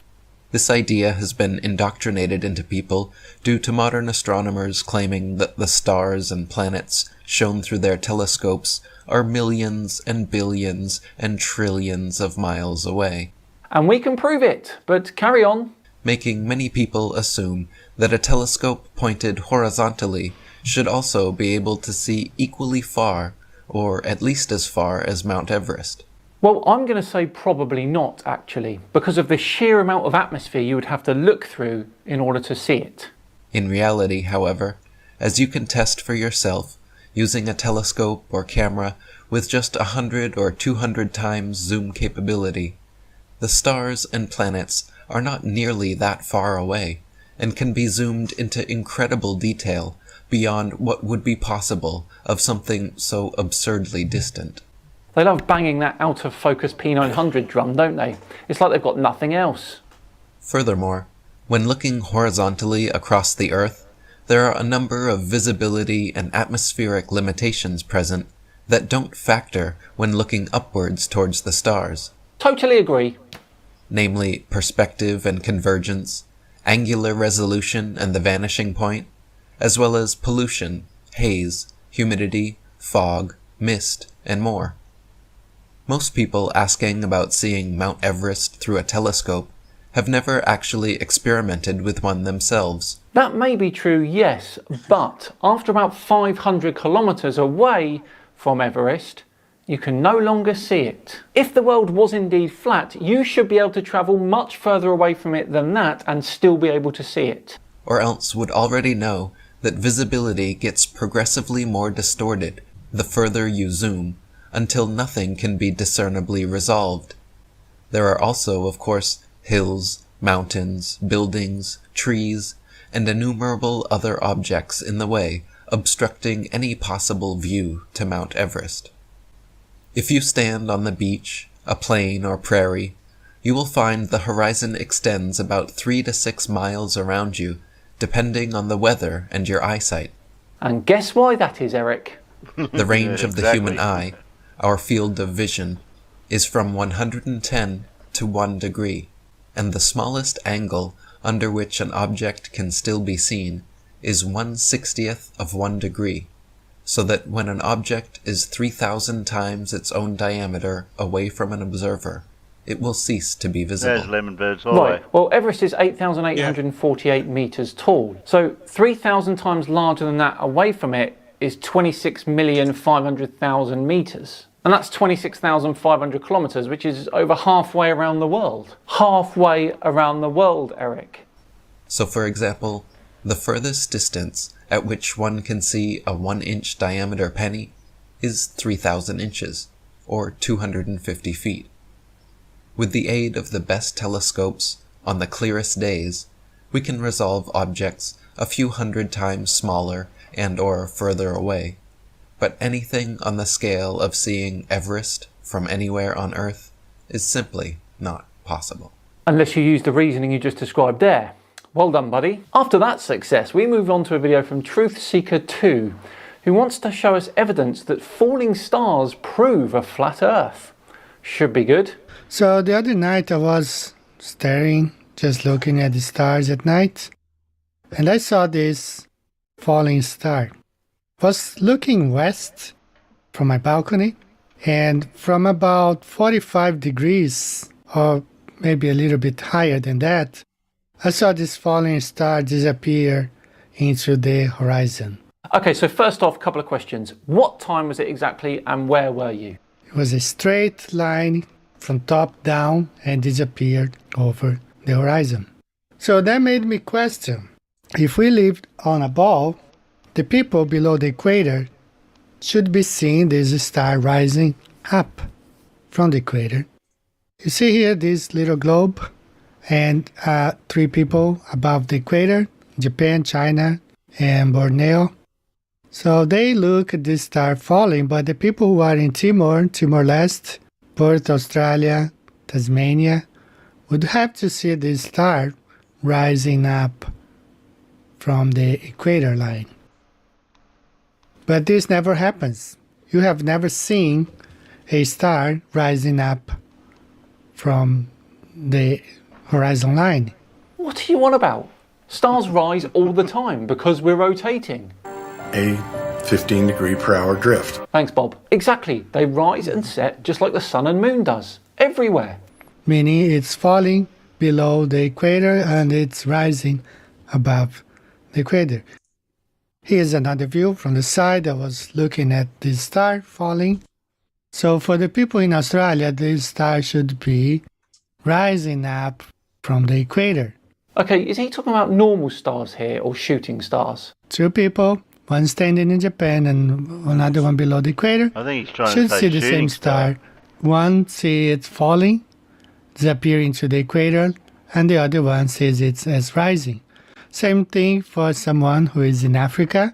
Let's say in South Africa, they see the star falling. The people who live in North Africa should see the same star rising up the horizon line, which never happens. Okay, I am lost. Yeah, I'm confused What on is that it? one. Hang on, does this guy think that the horizon is also the equator? Here we have added, this is a firework actually going up that I placed it right at the horizon, demonstrating like if someone is in South Africa and see this star falling, the other person who lives in North Africa should be seeing the same star rising up the horizon line. So you will never see this thing happening in real life because we don't live on a spinning ball. What? What is he even saying? Normal star? Shooting star? I'm lost Which on that do one. come from below the horizon, by the way. I am totally lost. I can't even finish this one because I'm not even sure what he's trying to say or prove. Let's move on to our final video from FE Truth Plain Sight DK. I wonder what they're looking at today. Welcome, ladies and gentlemen. Greenland has 4 time zones, and this makes absolutely no sense if you look at how big Greenland in reality is. We all know Finally, us flat earthers that Greenland is shown to be very much larger than it is in reality. Yes, I think we're all aware of that. A side effect of the Mercator projection maps that we're also used to looking at. So, if you look at this, where they tell us that Greenland has 4 time zones, they have expanded Greenland so it's very wide, and this Greenland is not. So, but if you look at a flat Earth map and put Greenland, you can see where Greenland is. It's very near the center point, and it's actually almost covering a quarter of the dial on the watch. So it makes perfect sense on a flat Earth map that Greenland has 4 time zones. But of course, on a globus or a globe map, it makes 0 sense. Well, that's because it doesn't look like that on a globe. It looks like this. The time zones radiate out from the North Pole, and actually Greenland is a funny one because even though it spans 4 zones, most of it is only in 1 zone. So your entire argument and example is completely useless. Again, very funny little thing. 1 down for the globe team again. So well, I'm all ears if somebody has an explanation for this. And again, for those who are waiting for my moon special, it is coming when I'm done with it. I'm sorry, it's delayed. It's very, very time-consuming work, many calculations. Look, he's even got a picture of how it looks from above on screen right now. What is he doing? Dear, oh dear. Another shocking Flat Earth fail compilation for Team Flat there. And there we go, we are all done for another Flat Earth Friday and another glorious look at the world of Flat Earth failures. Thank you so much for watching today, it truly is appreciated. If you enjoyed it today, please do click the subscribe button, and you can go back and look at the previous 35 Flat Earth fail compilations. There's so much more, they're all in a playlist. We're going to watch all 35 already. And of course, if you really enjoyed today's video, hit the like button as well. Just enough time to once again thank Raycon for sponsoring today. Remember, visit buyraycon.com/Simandan to get 15% off your first purchase of Raycons. I've been Simon Dan. Have yourselves a great weekend, and I'll see you all tomorrow for the next Misconception Mini. See you then. Nope, he's doing some minis. Yeah, okay. Yeah, well, that was the first one we just watched, wasn't it? Yeah. So he thinks the horizon's the equator. It seems that way, which is just that's a weird one. That one. Which means the equator's just over there. Now, was he talking about a shooting star, or was he talking about a right? I don't know. Well, you see, the problem is this is Flat Earth Banjo, who makes no sense. Oh, that was Banjo, was it? That was that was Flat Earth Banjo, the one who lies about translations, amongst many other things. I thought I recognised the voice. Yeah, it's a strange one. I'm not quite sure where he's from, but I think Brazil. I think, isn't it? Yeah, but I think he lives in Japan, doesn't he? Yeah, something like that. I think he's in Japan, but obviously not Japanese. Yeah, Brazil could be something like that, but he's completely crackpot. Oh, like the rest of TT saying here's a video of shooting stars falling up. Well, if they come up from the horizon. Quite a while back. Chemo came into Jose's hangout and said there are no videos of shooting stars going up. And within 5 minutes, possibly even less than that, we were showing him a video of a shooting star that was flying up. Because that's how they work. They just pretend it's not there. They haven't looked themselves. You said, no, there's no video showing that. Oh, what, like this one? Oh, that's coming out from behind the trees. Yes, because they're on the horizon.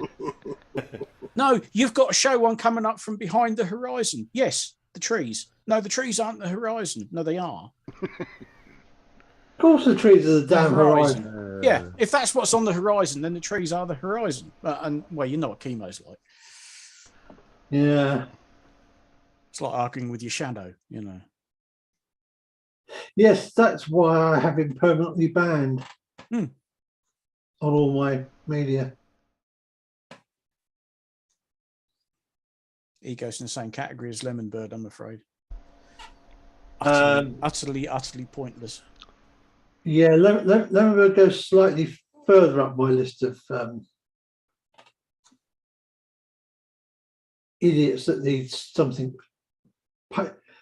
painful to happen to them. Yeah. Yeah, Chemo has a brief cameo in my channel trailer, actually. Okay. Yeah. That sounds painful. That was quite funny. I thought I liked it.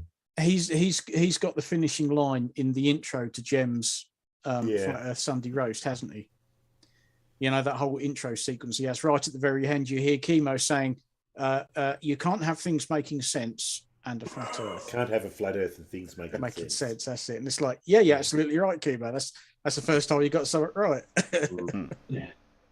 He actually doesn't say anything in my trailer. But yeah, that's probably for the best. Yeah. Yeah.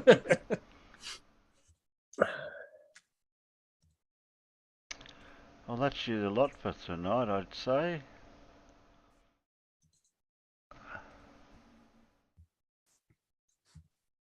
Fair enough. What's that, Sean? I think the problem with my video that got struck, is that what it was, that it wasn't transformative? Okay, I didn't know that, Sean. What you mean. Needs help planning a strategy. I don't know. What strategy are you trying to work out? Why can't my live chat scroll like it's supposed to? What have I done? I broke it. How did I break me side chat? I don't know. It's a you thing because mine's working fine. Yeah, I don't know what happened. Oh, look, a naked Dick Dawson. Yeah, blimey. He's been on my show once.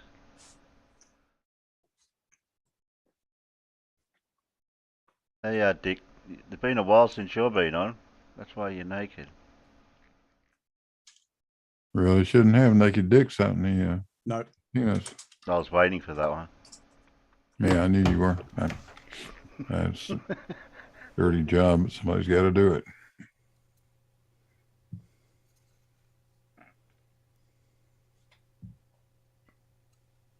I don't know why it's not. What if I broke? I don't know. I can't scroll the peanuts up to read them out. I'm going to have to use the slide thing on the side. Oh. How bizarre. Quick, somebody time Dick out. Dick wants to plan a thing. Yeah, but time zones suck, Dick. I mean, time zone.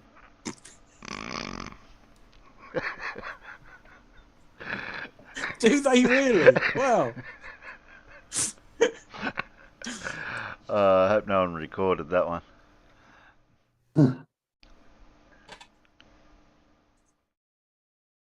Oh, he got struck by Arwen. Oh, are we Arwen, talking about Sean? Yeah, Mr. Yeah. Hawkins. Yeah, because Arwen thinks that Sean got his video taken down, doesn't he? Yeah, and it wasn't Sean at all. No, it was Charlie. Yeah. Yeah, but of course, Aaron and Sean have a sort of hate relationship. Don't Yeah, they? So Arwen automatically thought, oh, that must have been Sean. Yeah. Yeah. And it weren't. Yeah, don't blame anyone. Just blame the person that you don't want. Yeah. Right. Yeah. What are those people? I don't know, fellas. I'm going to shoot off anyway. I've got some stuff to get done. Yeah, I know you're shooting off, and there's people turning up late to the show. That's terrible, isn't it? Yeah. All right. Well, take it easy. And you, Righto, mate. Cheers. Set up. Ta-da. See you, Limey. Doo-doo.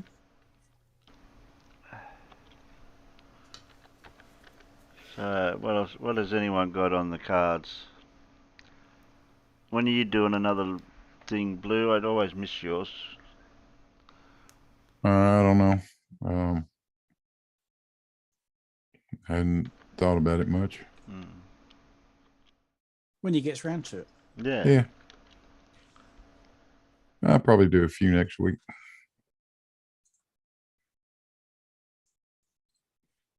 Mondays I'm up early. Ish.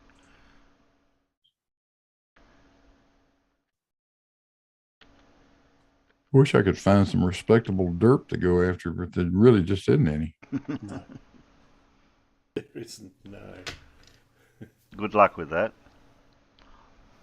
Hell, they're not making any videos. Guess I'll start recording crap in Discord. There's lots of good derp in there. There's lots of good derp over at Geo's, always. Oh, yeah. Absolutely. I see what I've done wrong. Maybe I ought to join that place, but I don't know. Maybe I'm better off Yes. out of it. I think I may have fixed it. There's a keystroke you can do if you get an emoji for your when you do the chat, like a wave or whatever. And if you click on it, and then you just press enter, and it just keeps entering another emoji, the same one, without having to. Totally. Oh, right. Yeah, I must have accidentally did it because it was highlighted when I went into them.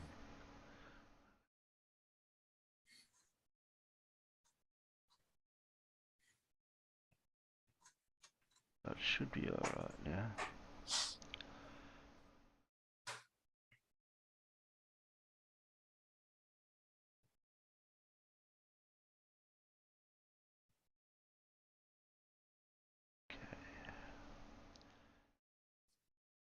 Just trying to find the right one. Right, I'll see if that's fixed it. Go out of there. Yep, now I can scroll. Good. And rest. There we go. Oh, I have to stretch. Oh, thanks, Jane Goodall. Yeah, you're welcome. I mean, you're welcome. Well, at least I knew who you were today when I got here, Paul. Yeah. Thanks, not a farmer, but he's a farmer's boy. You're perfectly welcome, sir. And thanks, the Big Blue, famous for the Cavendish. Well, you betcha. And thanks, Alan, famous for photography. And being late. Being late. You had a good excuse. You were doing something very worthwhile. Yes, a community service. Oh, bugger. You like to service the community regularly. Sorry, Terry. I was just saying, you like to service the community regularly. Yeah.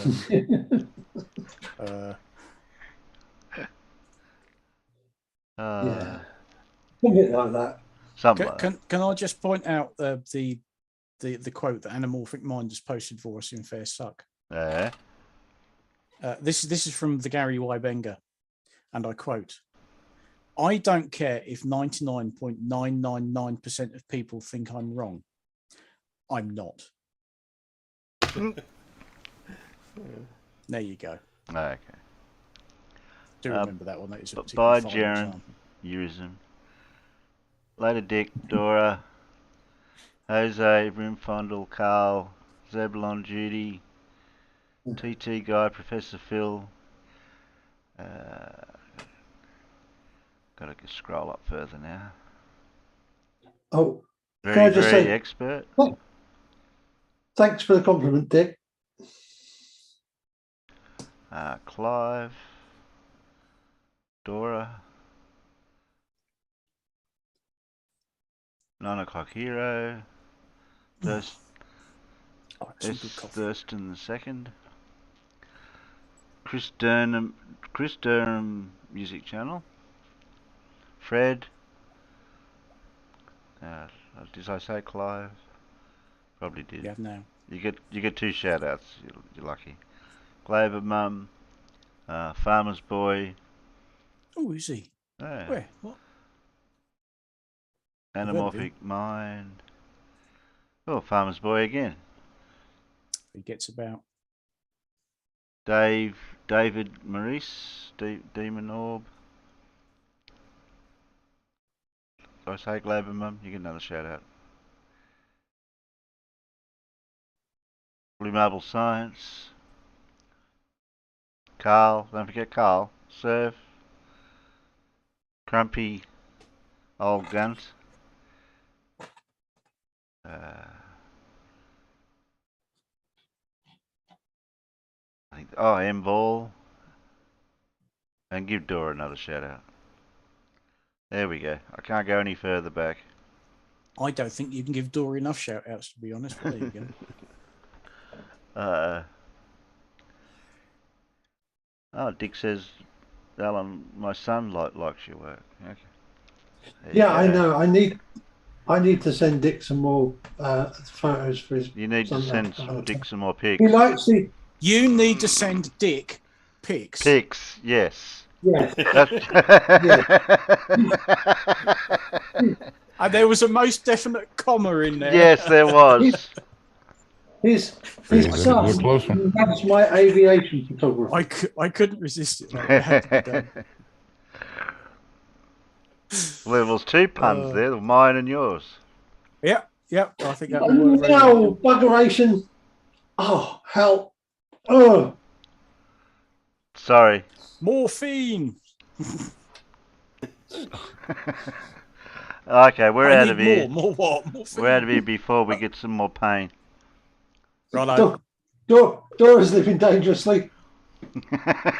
Yes, and Dick pics. You left the comma out, Dora. But space comma. Yeah, even a space comma would do. Well, you know how to get in here, Dick. Next time you're in, it's in the special place in Discord. Just come in there. If you haven't got the link, just go into the voice chat and we'll sort you out. All right then. Night panel. Night peanuts. Night peanuts. All right, everybody.